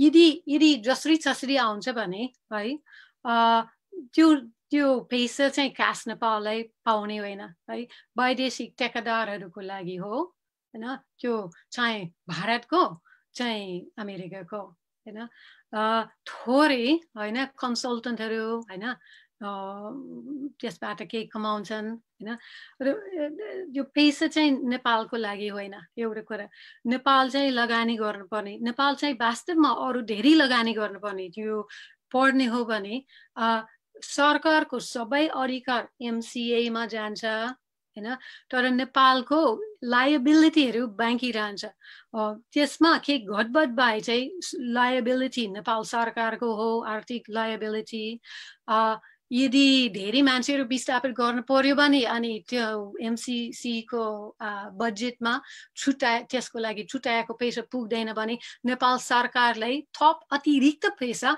है असीमित लेखिएको छ असीमित पैसा चाहिँ बुझाइदिनु पर्ने हुन्छ अनि अरु धेरै त्यस्तो शर्तहरु छन् त्यसैले नेपालको लागि वास्तवमा यो खर्चिलो हुने यो गरिबी निवारण छुँदैन हैन यो नेपालको ठुलो सम्पत्ति सबै वामपन्थीहरु भनेका ठुलो सम्पत्ति यो विद्युत शक्ति है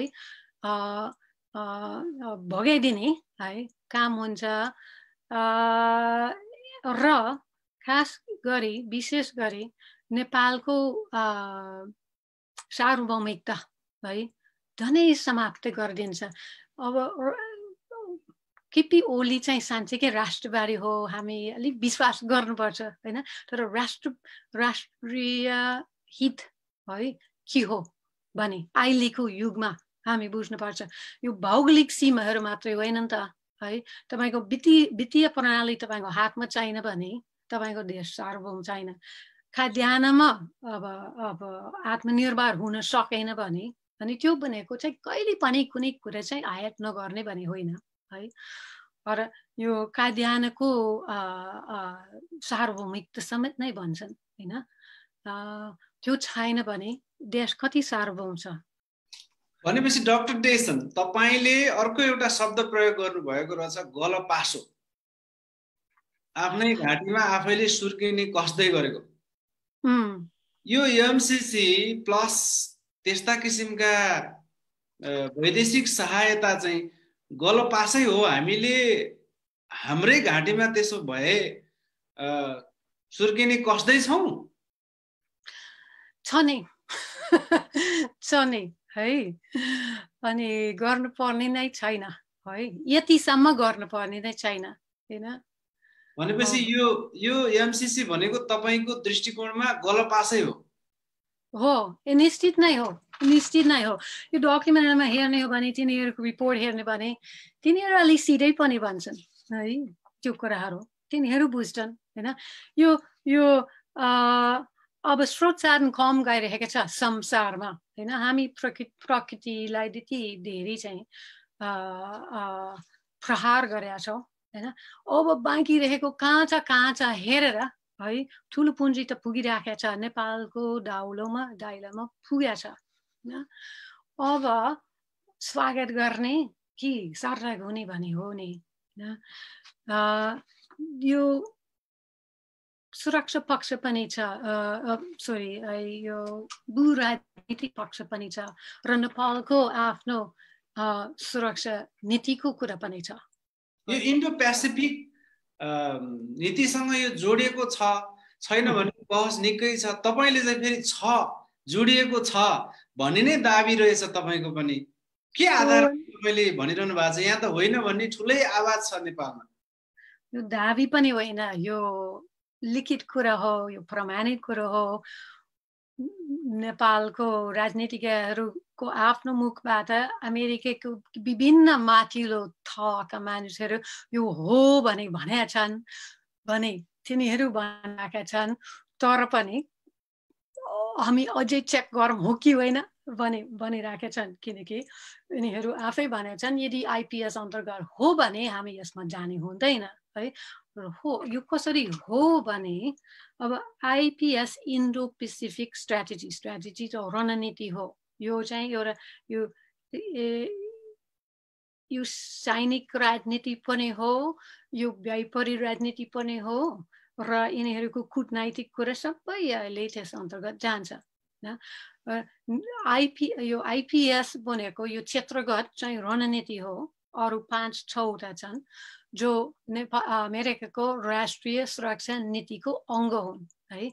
तपाईँ त्यो दस्तावेज हेर्ने हो भने इन्डो पेसिफिक स्ट्राटेजीको कुरा आउँछ। डाक्टर डेसन एमसीसी 2003 मा जन्मियो, आइपिएस चाहिँ 2017 मा जन्मियो। के को यो सम्बन्धै हुन सक्दैन भन्ने तर्कलाई तपाईले काट्नु भएको रहेछ। के आधारमा काट्नु भयो? यो त धेरै रमाइलो कुरो हो।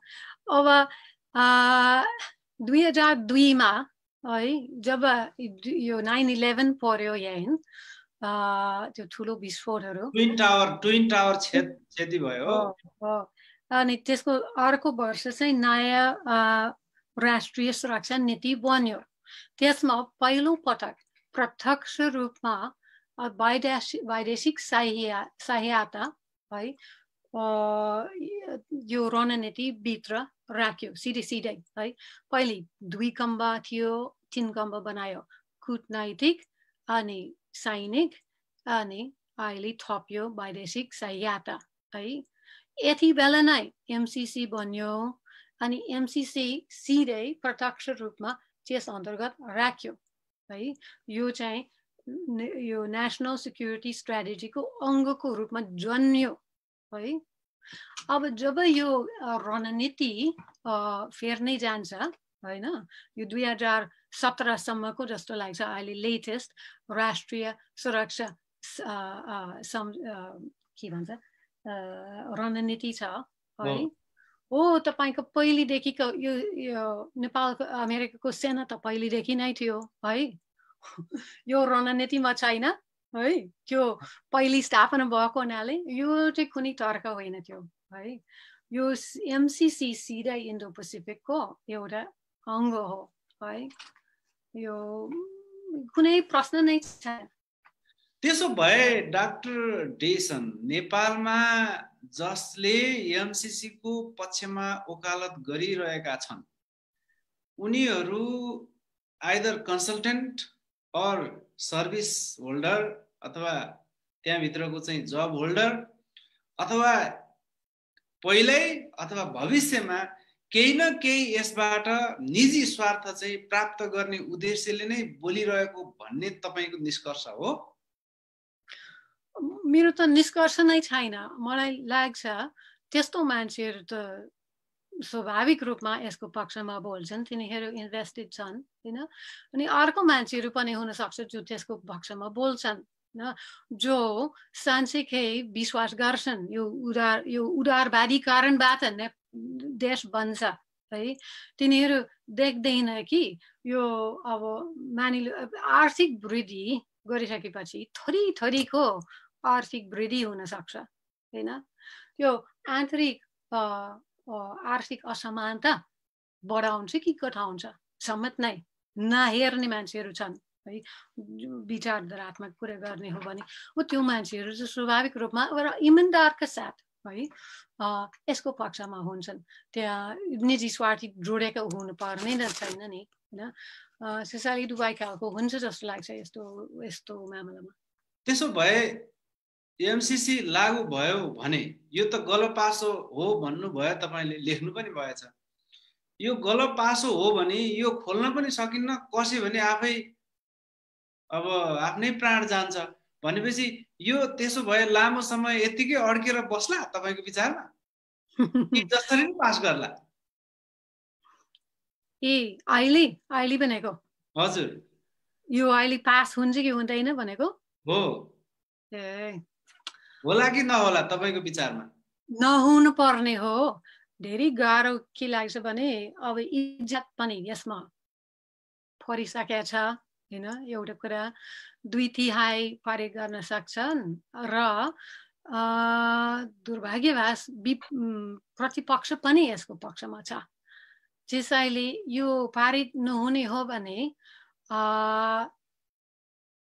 समाजवाद उन्मुख बनिएका निर्वाचित भएको पार्टीका नेतृत्वले र सरकार हाँक्नेहरूले यो दस्तावेजहरू राम्रोसँग हेरेर विचार गर्नुपर्ने हुन्छ।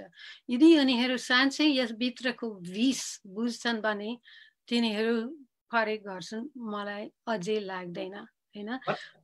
तर त्यो धेरै अरू कुरासँग जोडिएका छ अनि त्यो हुन्छ भने धेरै आश राख्न सकिँदैन। यो जनताहरूले बोल्न पर्ने विषय हो, नत्र चाहिँ यो जनताको दबावबाट पारित नहुन सक्छ, नत्र चाहिँ धेरै आश गर्न सकिँदैन जस्तो लाग्छ मलाई। डाक्टर डेसन, तपाई प्रतिपक्ष एकमुष्ट यसलाई पारित गर्नुपर्छ, हामी भोट हाल्न तयार छौं भनेर तम तयार छन्। शेरबहादुर देउवा नेतृत्वको नेपाली कांग्रेस यो एमसीसी लाई अहिले यही क्षण यही 1 सेकेन्ड भित्र भए पनि पास गर्न तयार छन्। प्रधानमन्त्री पनि तयार हुनुहुन्थ्यो, केही समय न्युट्रल जस्तो देखिनु भएको छ भनेपछि उहाँहरुको कहाँ ट्युनिङ मिल्छ कि यस्तोमा एउटै लाइनमा उभिनुहुन्छ? एकजना महाराष्ट्रवादी कम्युनिस्ट पर्नुभयो, अर्को उदार पुँजीवादी विचारधारालाई अँगाल्ने पर्नुभयो। ट्युनिङ चाहिँ यस्तो किन मिल्छ? यो भित्र के एउटा रहस्य हुन सक्छ? खै अब मलाई नेपाली उखानहरू एकदम मन पर्छ, तर सधैँ बुझ्छु यो बनाए कि गराए भने के छ नि हैन। हामी गराए हेर्नुपर्छ, धेरै कुरा मिल्छ। त्यो बाबुराम सम्बन्धी जुन लेख लेखेँ त्यसमा मैले कहाँसम्म टिप्पणी गरे भने उहाँको अर्थमन्त्री उहाँको अर्थनीति र रामशरण महतको अर्थनीति छुटाउनै गाह्रो भिन्नतै छैन थिएन होइन त्यसैले अब यति बेला थिएन भने अहिले किन हुने होइन भनेपछि अहिलेको तपाईको अर्थमन्त्रीको जुन बजेट भाषणबाट आएको कुरा र रामशरण महतको बजेट भाषणबाट आएको कुरा अर्थनीति उहाँहरूको पनि त त्यति भिन्नता छ तपाईलाई के लाग्छ मैले भन्न सक्दैन अहिले यो बजेट अनि बजेट भाषणको अध्ययन गर्ने बाँकी नै छ धेरै अब जति योजना सुनेको छु धेरै मिल्दो जिल्दो त छ नि त है अब म तपाईकै अर्को एउटा शब्दमा जान्छु तपाईले शिलावाद भन्ने एउटा शब्द प्रयोग गर्नु भइरहेको छ शिलावाद मतलब चाहिँ हामी गाउँमा मकै भाज्ने अथवा बाली भित्र्याउँदा अलिअलि एउटा दुईटा छुटेको टिप्न जान्थ्यौं शिला खोज्न जाने तपाईले यस्तो तर्क गर्नु भएको छ त्यो तर्कले निकै युवा सचेत तार्किक वर्गलाई झकझक्याउन बाध्य पार्छ कि नेपालको स्रोत साधन चाहिँ हामी नै यो स्रो उपनिवेशवाद लागू गर्नको लागि झ्याल ढोका हामीले हाम्रो देशको खोल्दिने विदेशीले आएर सबै हाम्रो स्रोत साधन सोरेर लाने अनि हाम्रा युवा चाहिँ खाडीतिर गएर शिला खोजे जस्तो रेमिटेन्सको भरमा बाँच्नु पर्ने यसलाई भन्छौं हामी शिलावादले देश अगाडि जाँदैन भन्दै हुनुहुन्थ्यो एमसीसीले पनि शिलावादकै पृष्ठपोषण गर्छ एकदमै गर्छ है अरु पनि बनिरहेका छन् न बुजुलीकरण गराउँछ देशभरि है र अब अरूले यसको डिटेलको बारेमा राम्रो बोल्न सक्छन् तर आर्थिक फाइदा पनि नलाग्ने है यो निर्यातबाट भन्ने कुरा पनि आइरहेको छ थाहा भएका मान्छेहरूबाट यति मात्रै होइन कि अब यो ऊर्जा सेक्टर म एउटा रमाइलो कुरा मैले अहिले भर्खर देखेकी थिएँ भन्छु एमसीसीले आपूर्तिको सूचना छाप्या छ अहिले नेपालको यो योजनाका लागि है विदेशमा यो सबस्टेसनहरू र प्रसारण लाइनहरूको लागि अनि यसमा उनी के भनेछ भने यहाँ अहिले वैदेशिक लगानी गर्ने धेरै अनुकूल हुन्छ किनकि यो अमेरिकी सरकार को ग्यारेन्टी छ मतलब अमेरिकी सरकारको फेस भएको हुनाले है तपाईको लगानी चाहिँ खेर जान्छ भने तपाई डर गर्नु पर्दैन अनि थप यिनीहरू भनेछन् अहिले आउने दशकमा नेपालमा बिलियन्स अफ डलर्स को बिजुली एनर्जी सेक्टरमा बिलियन्स अफ डलरको लगानीको सम्भावनाहरू खुल्ने नै छन् भनेपछि यो एमसीसी हामी अझै जोडेका छौं तपाईको फोटो गयो छ हामी छौं जोडेका छ यो एमसीसी चाहिँ यो ढोका खोल्ने काम हो त्यही अर्थमा पनि यो बल्छी मात्रै हो भन्छु म र यो धेरै सस्तो हो अमेरिकाको लागि यदि $500 मिलियन को लगानी गरेर नेपालको पुरै एनर्जी सेक्टर को निजीकरण गराउन सक्छ र फरेन इन्भेस्टमेन्टको लागि खुलाउन सक्छ जो ब्राजिल पछि दोस्रो ठुलो हैन एनर्जी यो हाइड्रो शक्ति हो संसारमा है र पछि बिलियन्स आउने दशकमा बिलियन्स अफ डलर्स को इन्भेस्टमेन्ट चाहिँ गर्न पाउँछ यो त धेरै सस्तो हो 500 मिलियन हो कि हैन त भनेपछि नेपाल र नेपालको सन्दर्भको स्वाधीनता निकै ठुलो संकटमा छ भन्ने तपाई स्पष्ट हुनुहुन्छ छ त्यो छ भने कसले कुन लेभलबाट के गर्नुपर्छ त डाक्टर डेसन अब यसलाई इन्कार गर्नुपर्छ जसरी श्रीलङ्काले अन्तिमसम्म नेपाल जस्तै अन्तिमसम्म पुग्दा राम्रो हेरेर यो हाम्रो हितमा होइन, हामी यसमा फस्दैनौँ भने अहिले भर्खर घोषणा गरेका छन् हैन। कसैले अब देशको इज्जत जान्छ हैन, कसैले यहाँ इन्भेस्ट गर्ने आउँदैन यो गरिसकेपछि आरी बनिरहेका छन्। अब श्रीलङ्का त्यस्तो केही डर गरेका छैन, त्यस्तो हुँदैन पनि है। तपाईँको यो रत्न होइन, रत्न श्रेष्ठ, रत्न संसार श्रेष्ठ हो, उहाँको त्यही तर्क थियो, मलाई ठिक लाग्यो होइन। अब विभिन्न कारणले यहाँ चाहिँ इन्भेस्ट गर्न चाहन्छन् अहिले है। यसलाई इन्कार गरेर केही फरक पर्दैन, फर्केर आउँछ, अर्को बेसमा फर्केर आउँछ नि त। डाक्टर डेसन, एक थरीले त अमेरिकालाई चिड्याउनु रिसाउनु भनेको त ठुलो मूल्य चुकाउनु पर्छ। अन्तर्राष्ट्रिय रूपले पनि हामी ब्ल्याक लिस्टमा पर्छौँ। अरू दात्री निकायले वैदेशिक लगानी गर्नेहरूले पनि हात झिक्छन्। हामी धेरै ठुलो भड्खालोमा जाकिन्छौँ पो भन्छन् त। अब ब्ल्याक लिस्टमा पर्ने कुरा गर्नु पो 2012-13 जस्तो लाग्छ। यो एउटा वैदेशिक चाहिँ वित्तीय कार्य दल नेपालमा आउन थाल्यो, यो बाबुरामको पालोमा जस्तो लाग्छ। मनी लन्ड्रिङ सम्बन्धित आदि चाहिँ कानुनहरू बनाउनै पर्छ, नत्र नेपालमा कसैले लगानी गर्ने छैन। यसको ब्याङ्किङ सिस्टमसँग हामी कामै गर्दैन। नेपाललाई आर्थिक संसारमा नेपाललाई बहिष्कार गर्ने धम्की, सिधै धम्की गरेर आयो है। अब वास्तविक धम्कीहरू त्यसरी आइरहेका छन् है, त्यसरी आइरहेको छ। यसबाट त होइन नि है, यसलाई इन्कार गरेर है आफ्नो स्वाभिमानी स्वतन्त्र अर्थनीति हामी बनाउँछौँ भन्ने हो, अरू के होइन। तपाईँ भन्दै हुनुहुन्छ नेपालको सार्वभौमिकता एमसीसी लागू भयो भने खतरामा पर्ने मात्रै होइन, असंलग्न परराष्ट्र नीतिको पनि मृत्यु हुन्छ र स्वाधीनताको पनि मृत्यु हुन्छ भन्नुहुन्छ। एउटा समूह भन्नुहुन्छ यसलाई पारित नगरेमा चाहिँ धेरै कुराको मृत्यु हुन्छ भनिन्छ। यो हामी कस्तो गलत पासोमा फसिसकेछौँ त।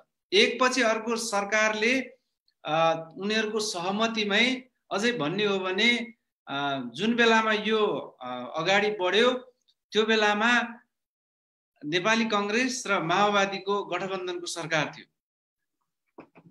कृष्णबहादुर महरा पनि यसमा जोडिनु भएको छ भन्ने विश्लेषणहरू बाहिर आउँछ। त्यसपछि ठुल्ठुला नेताहरू यहाँ जोडिनु भएको छ। मलाई लाग्दैन कुनै पनि ठुलो नेता यहाँ नजोडिनु भएको छ।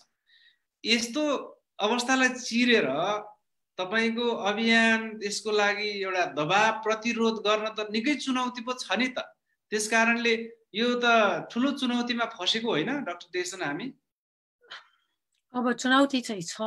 मलाई लाग्छ यो कुराहरूमा एमसीसी स्वयं भन्दा पनि अब नेपाल इन्डो पेसिफिक अन्तर्गत हुने माने तयार छ कि छैन भन्ने सवाल हो। यदि अब इन्डो पेसिफिक अन्तर्गत हामी होइन भने प्रत्यक्ष रूपमा घोषणा गर्न थाल्छ भने दुःख पाउँछ होला अमेरिकाबाट, किनकि अमेरिका त प्रष्ट रूपमा आफ्नो दस्तावेजहरूमा भनेको छ इन्डो पेसिफिकमा हामी कुनै पनि राष्ट्र छोड्ने होइन है, छुट्ने होइन है, we will exclude no country है भनेपछि सबै यिनीहरूको त्यो चाटा मुनि उनीहरू लान खोजिरहेका छ। अब यो एमसीसी यसको अङ्ग हो, एमसीसी यसको व्यापारी अङ्ग हो एक किसिमले होइन। तर नेपाल अमेरिकाको अहिलेको नीतिमा है यो सुरक्षाको कुरा है अन्तर्गत नै है व्यवसायिक कुरा आएको छ है, र जोडिएका छन् र सैनिक कुरा पनि जोडिएका छ है। यो ट्रम्पले है अगाडि सरेका नीतिको एउटा सबैभन्दा खतरनाक पक्ष चाहिँ धेरैले बनिरहेका छन् है। त्यसैले यो एमसीसी बिना पनि है यो इन्डो पेसिफिकमा है हुन्छ कि भन्ने प्रश्न त बाँकी रहन्छ। एमसीसी BRI को प्रतिस्पर्धक हो। यदि हामी संसारभरि हेर्ने हो भने यो विभिन्न टापुहरू बनाउँछ देशहरूभित्र, जुन क्षेत्रफलभित्र यो पूर्वाधारको योजनाहरू बन्छ वा वैदेशिक एग्रो बिजनेस चल्छ।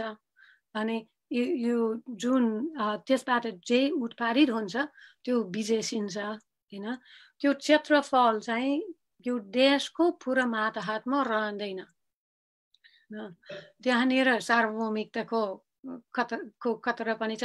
तर यो टापुहरू हेर्ने हो भने अनि BRI को रोड हेर्ने हो भने हैन, यो दुईटा ठुलो शक्तिहरूको संसारभरिको एउटा प्रतिस्पर्धा पनि हो। अब नेपाल कहाँ उभिने, भौगोलिक रूपमा जहाँ उभिएको छ त्यो फेर्न पाउँदैन पनि सम्झेर। डाक्टर त्यसो हो भने जस्तै शीतयुद्धकालीन समयमा सोभियत संघ र अमेरिका दुवैबाट सहयोग लिने कोसिस भएको थियो। अहिले पनि चीन र अमेरिका दुवैबाट सहयोग लिएर रणनीतिक रूपले नेपाल अगाडि बढ्न सकिन्न। सकेसम्म आफ्नो हित हुने गरी दुईटै देशलाई चाहिँ धेर थोर सहयोग हामीले लिँदै अगाडि बढ्दा हुँदैन? त्यस्तो प्रश्न हाम्रो इनबक्समा थुप्रै प्रश्नहरू आउने क्रममा एउटा यो पनि प्रश्न आएको छ। यो चाहिँ मेरो प्रश्न भन्दा पनि बाहिर दर्शकबाट आएको प्रश्न हो। आफ्नो हित कति हुन्छ त्यो एउटा बेग्लै प्रश्न हो। तर हामी परम्परागत वैदेशिक सहायताको कुरा र अहिले चीन अलि व्यावसायिक रूपमा जुन सहायता गर्न थालेका छन् को कुरा मात्रै हेर्ने हो भने त्यो चाहिँ एमसीसीमा जाने भन्दा सयौं पटक चाहिँ राम्रो हो। यो एमसीसी यो नयाँ चिज हो त्यो अर्थमा है। यो देशको हितमा हुनै नै सक्दैन। तपाईको युएसएड पनि अब प्रभाव पर्न कोसिस गर्छ, धेरैसम्म सफल पनि हुन्छ। नेपालको कानुन फेर्ने, नीतिगत रूपमा आफू पेश गर्ने आदि त्यो चलिरहन्छ सबै वैदेशिक सहायताबाट। तर यसमा के गरेछन् भने यो पुश एन्ड पुल कन्डिसनालिटिज भन्छ यो विकासी भाषामा। तिनीहरू सबै शर्तहरू अगाडि राखेका छन्। तपाईलाई थाहा छ होला एमसीसीमा यो चरणसम्म पुग्न चाहिँ लामो बाटो थियो हैन। देश योग्य छ भनी देखाउन सक्नु पर्यो। देश योग्य छ देखाउनका लागि विभिन्न शर्तहरू मैले अघि भने है बेच्नु पर्यो हैन। त्यो शर्तहरू भित्र हेर्ने हो भने देशले आफ्नो कानुन, आफ्नो नियमावलीहरू धेरै उदारीकरण गर्नु पर्यो हैन। त्यो चाहिँ धेरै अगाडि बढिसकेको छ, गरिसक्यो हैन। तर अझै धेरै गर्नुपर्ने हुन्छ यदि एमसीसीमा जान्छ भने है। यदि एमसीसीमा जान्दैन भने त्यसबाट फर्काने, त्यो सच्याउने है। सबैले गल्ती गर्छन् हैन। त्यो कानुनहरू सच्याउने, तपाईको आफ्नो देशको जनताको निम्ति है जीविका मिल्ने गरी विकासमा जान असम्भव छैन। यदि एमसीसीमा जान्छन् भने हो यो के भन्छ त्यो चाहिँ भएको हो। अब डाक्टर डेसन, हामी कार्यक्रमको करिब अन्तिम मोडतिर आइपुगेका छौँ। तपाईको शब्द चयनहरू देख्दा हामीलाई एउटा अचम्म खालको लाग्छ, अचम्म र एउटा निकै साहसिक लाग्छ। तपाईले विषालु उपनिवेशवाद भन्ने शब्द पनि प्रयोग गर्नु भएको रहेछ। मलाई तपाईको कार्यक्रम हामीले यो लाइभ गर्ने भन्ने भएपछि धेरै किसिमका फोनहरू आयो र तपाईको कोटेसन प्रति आपत्ति पनि जनाए कतिले। उहाँले सोझै चाहिँ सार्वभौम विपरीत छ कसरी भन्न सक्नुभयो? यो कसको कोड हो भने उहाँ त्यो मात्रै होइन, एमसीसी सोझै खारेज गरौँ भनेर उहाँको सामाजिक सञ्जालको पोस्टमा चाहिँ हेर्नुस् त्यो त सामान्य हो भन्ने कुरा गरेँ मैले। विषालु उपनिवेशवादको लागि झ्याल ढोका हामी खोल्दैछौँ त्यसो भए डाक्टर डेसन तपाईकै शब्दमा? हो अनि नगरौँ अरू बाटोहरू पनि छन् भनी भनिरहेको छु है। अनि त्यसो हो भने तपाईले भन्नुभएको जस्तै नेपाल त विविधतामा आधारित, मौलिकतामा आधारित, भाषा वेशभूषा अनेक हिसाबको आफ्नै एउटा पहिचानमा आधारित मुलुक हो। यो एउटै स्वरूपमा चाहिँ पुँजी नव उदारवादी पुँजीवादले एउटै फर्मामा ढाल्ने खतरा निकै छ। त्यसको पनि एउटा स्वरूप हो यस्ता किसिमका वैदेशिक सहायता भनिरहनु भएको रहेछ। अन्तमा हाम्रो यो विविध समाजलाई बचाउन तपाईलाई यत्रो माया किन लाग्यो? खै अब नेपालमा धेरै समय बिताएँ अनि जति जति तल आर्थिक स्तरका मान्छेहरूसँग सम्बन्ध भए म अहिले समर्पित नै भएकै हो। त्यो चाहिँ साँच्चै हो है। अब मैले बाहुडीकहरूसँग धेरै पछि जोडेँ। 20 वर्ष नेपालमा गाउँमा कता अब पुरा 20 वर्षको अन्तरालमा गाउँहरूमा है उता यता कुरा बुझ्दै जाँदा चाहिँ बाहुडीकहरूसँग जोडेकै छु। त्यसैले अब मलाई सबै नेपाल त थाहा छ भने पटक्कै छैन, तर म जुन नेपालहरू चिन्छु है त्यहाँ चाहिँ असाध्य चाहिँ श्रमजीवी इमान्दार एउटा टिक्काको जीविका है मिलाउने कोसिस है दुःख पाएका मान्छेहरू छन् जो न चाहिँ आफ्नो नेताहरू र भौडिकहरूबाट यो चाहिँ यो कुरा डिजर्भ गर्छन्, न चाहिँ यो अन्तर्राष्ट्रिय फान्डबाट यस्तो कुरा थोपार्ने पनि डिजर्भ गर्छन्। अब हामी सबै एउटै संसारका मान्छे हुन्। यो कुरा चाहिँ यताबाट आउने भएको हुनाले पनि है मैले पनि बोल्नै पर्ने हो। मैले उपनिवेश कालको धेरै अध्ययन गरेको हुनाले पनि कतिपय कुरा चिनिरहेको छु, त्यो पनि भन्नुपर्छ जस्तो लाग्छ मलाई। अनि भने अब अन्तिम प्रश्न सम्भवतः एउटा दुईटा प्रश्नमा हामी टुङ्ग्याउँछौँ। त्यसो भए तपाईँ गाउँ बस्ती अब एकदम खोज कुना कन्तरा पाखा पखेरो नेपालको घुम्नुभयो। अब एमसीसी जस्तो विषयमा तपाईले यस्तो साहसिक विचारहरू राख्नुभयो, त्यो त बौद्धिक वर्गले मात्रै गर्ला जस्तो छैन नि, प्राज्ञिक मान्छेले मात्रै गर्ला जस्तो छैन। अभियन्ता आवश्यक हो। अब अभियान चाहिन्छ भन्न खोज्नु भएको हो तपाईले? अब हेर्दाखेरि उता पनि यताको अहिले अब सडकमा धेरै मान्छेहरू यहाँ सडकमा उभिएका छन् अनि कतिपय चाहिँ दशकदेखि नै एनजिओ मार्फत अनि अब आफ्नो सभासदसँग कुरा राख्दै चाहिँ परिवर्तन भएको कुरा चाहिँ एक एक गरी है त्यो सडक आन्दोलनले गर्दाखेरि चाहिँ अहिले भत्किरहेका छन्। अब धेरै प्रगति हुन्छ म भन्दिनँ, तर त्यो हामी देखिरहेका छौँ। नेपालमा पनि पटक पटक होइन पटक पटक देखेका छौँ त। अब आधारभूत कुरामा जनता चाहिँ दबाब नदिएर नहुने। अब धेरै जटिल छ अहिले कोभिड बढिरहेको बेलामा सडकमा कति उभिने हो भने मास्क लगाएर अब दूरी चाहिँ कायम राखेर जानुपर्ने हो। अरू थरीकाहरू पनि छन् कि, तर हो जन आवाज चाहिँ चाहिन्छ यो कुरामा। अब हामी कार्यक्रमलाई यहीँनिर बिट मार्दैछौँ। अन्तमा जति पनि तपाईले देख्नुभयो एमसीसी लगायत अरू पनि विपा त्योभन्दा अगाडिका महाकाली सन्धिदेखिका कुराहरू फर्केर आइरहँदो रहेछ। इतिहास त दब्दैन रहेछ, चिहानको इतिहास पनि खोतलेर बाहिर निकाल्दो रहेछ। यस्तो ऐतिहासिक महाभूलहरू हिस्टोरिक ब्लन्डर गर्ने नेताहरूलाई पक्कै पनि जवाबदेहिता बनाउन तपाईँ त लाग्ने मान्छे। कसले कहाँबाट खबरदारी र जवाबदेहिता दिनु पर्ला र आगामी नेपालको भविष्य र विकासको लागि के गर्दा राम्रो होला, छोटोमा आफ्नो विचार राखिदिनु हुन। यो अन्तिम प्रश्न तपाईलाई राख्दैछु। मलाई लाग्छ पार्टीहरू आउँदै जान्छ, फुट्छन्, जोड्छन्, तर आन्दोलन यदि आवश्यकताहरू छन् भने आन्दोलनहरू भइरहन्छन्। कहिले तितर-बितर हुने, कहिले भोलियो हुने, कहिले एउटा सवालमा, कहिले अर्को सवालमा। अहिले हाम्रो संसार फरक हुने भयो। हाम्रो पर्यावरणीय सङ्कट जति छ है, त्यसलाई म्यू बनाएर सबै कुराको पुनः सोच गर्नुपर्ने छ।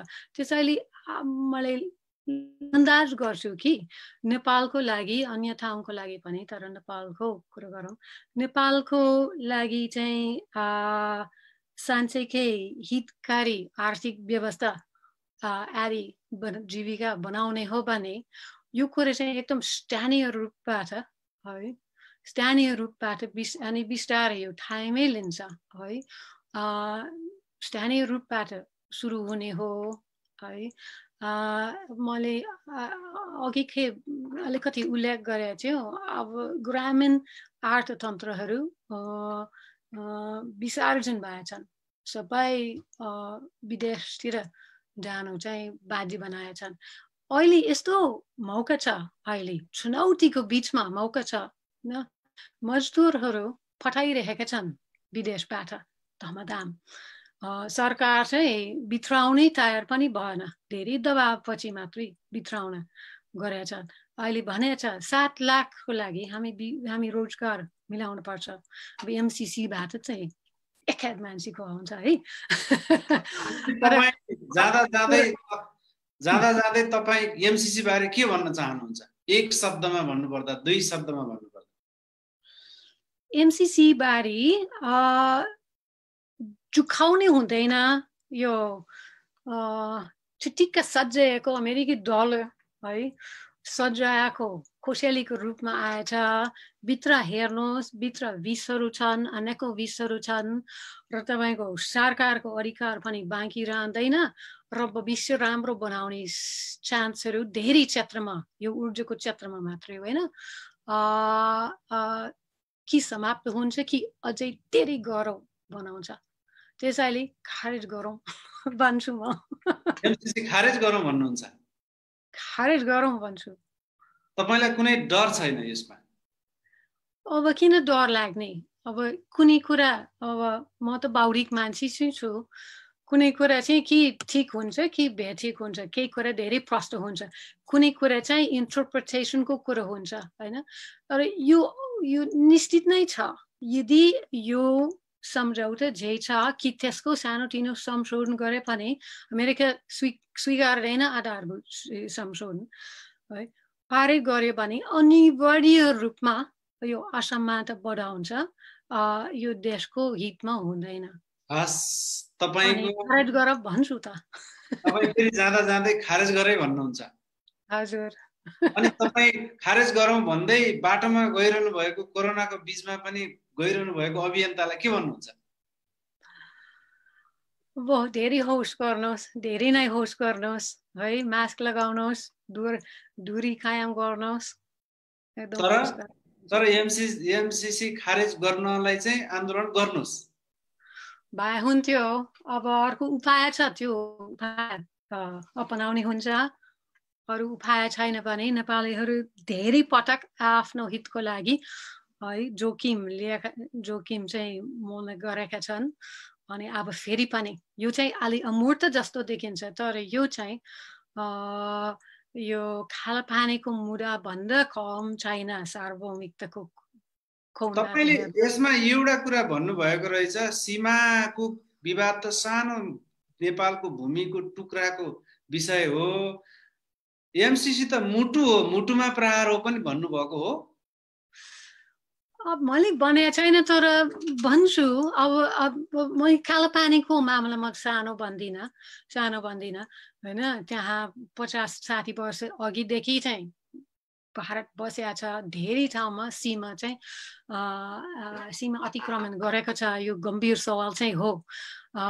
तर है, हामी भौगोलिक कुरा मात्रै हेर्ने हुँदैन, यो राष्ट्र केबाट बनाएको छ होइन। मान्छेहरू आफ्नो देशमा बस्न पाउँछ कि पाउँदैन, त्यहाँ चाहिँ जीविका निकाल्न पाउँछ कि पाउँदैन होइन। सरकार आफ्नो नियम बनाउन पाउँछ कि पाउँदैन, आफ्नो वित्तीय प्रणाली आफ्नो हातमा छ कि छैन, आफ्नो खानेकुरा है उत्पादन गर्न पाउँछ कि पाउँदैन, हो सार्वभौमसत्ता जोडिएका कुरा यी नै हो नि त हामी हेर्नुपर्ने। त्यसकारण तपाईँ आफ्नो त्यो अघि भनिरहनु भएको विचारमा अडिग हुनुहुन्छ। खारिज गरौँ। हस्, धेरै धन्यवाद डाक्टर मेरी डेसन। तपाईँसँग हामी 1 घण्टाको कुरा गर्ने कोसिसमा थियौँ, तर 2 घण्टा बित्न लागिसकेको छ। अब हामी यो कार्यक्रमलाई हामीले सिरिजको रूपमा अगाडि बढाउने कोसिस गरिरहेका छौँ। बोर्डर इस्युलाई हामीले सीमा विवादलाई पनि श्रृङ्खलात्मक रूपमा अगाडि बढाएका थियौँ। रुकुम घटनालाई पनि त्यसै गरी अगाडि बढाएका छौँ। सामाजिक न्यायका पक्षमा पनि हामी श्रृङ्खलाबद्ध कार्यक्रमहरू गरिरहेका छौँ र त्यही क्रममा डाक्टर मेरी डेसनले भन्नुभयो झैँ अभियन्ताहरूबाट पनि के सोचिरहेछन् उहाँहरू, इन्टेलेक्चुअल युनिभर्सिटी जोडिएका व्यक्तिहरू र कन्सल्टेन्टहरू र एमसीसीसँग प्रत्यक्ष जोडिएका व्यक्तिहरूको धेरै आवाज बाहिर आइरहेको छ।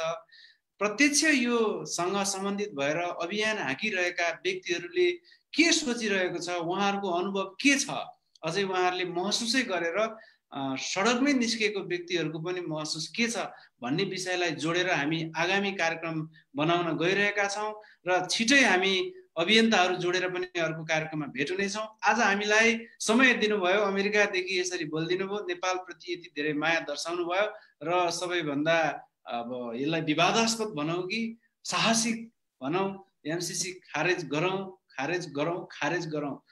भन्ने तपाईँको एउटा सेन्ट्रल हाइपोथेसिस, मुख्य तपाईँको प्रस्तुति, मुख्य तर्क राख्दै तपाईँ बिदा हुनुभयो। तपाईँको फेसबुक लगायत सामाजिक सञ्जालमा पनि यही पोस्टहरू हामीले देख्यौँ र तपाईँलाई ल्याउन उचित हुन्छ, यो भोइस पनि सुनौँ भनेर हामीले ल्यायौँ। र आज हामीलाई समय दिनुभएकोमा डाक्टर मेरी डेसन जो 35 देखि 40 वर्ष नेपाली समाज, नेपाली आन्दोलन, नेपाली उत्पीडितहरूको जनजीवन, नेपालको पर्यावरण, नेपालको विकास, नेपालको राजनीति, नेपालको वाम आन्दोलन, नेपालका विविध खालका अत्यन्त महत्त्वपूर्ण सरकार राख्ने विषय सँग सम्बन्धित भएर तपाईँले आफ्नो बौद्धिक तथा अभियानको रूपबाट सहयोग गर्दै आउनु भएकोमा तपाईँलाई धन्यवाद भन्दै फेरि पनि हामी तपाईँसँग जोडिन पाऊँ। आजलाई यो कार्यक्रम यही सकिन्छ। हस्त, धन्यवाद।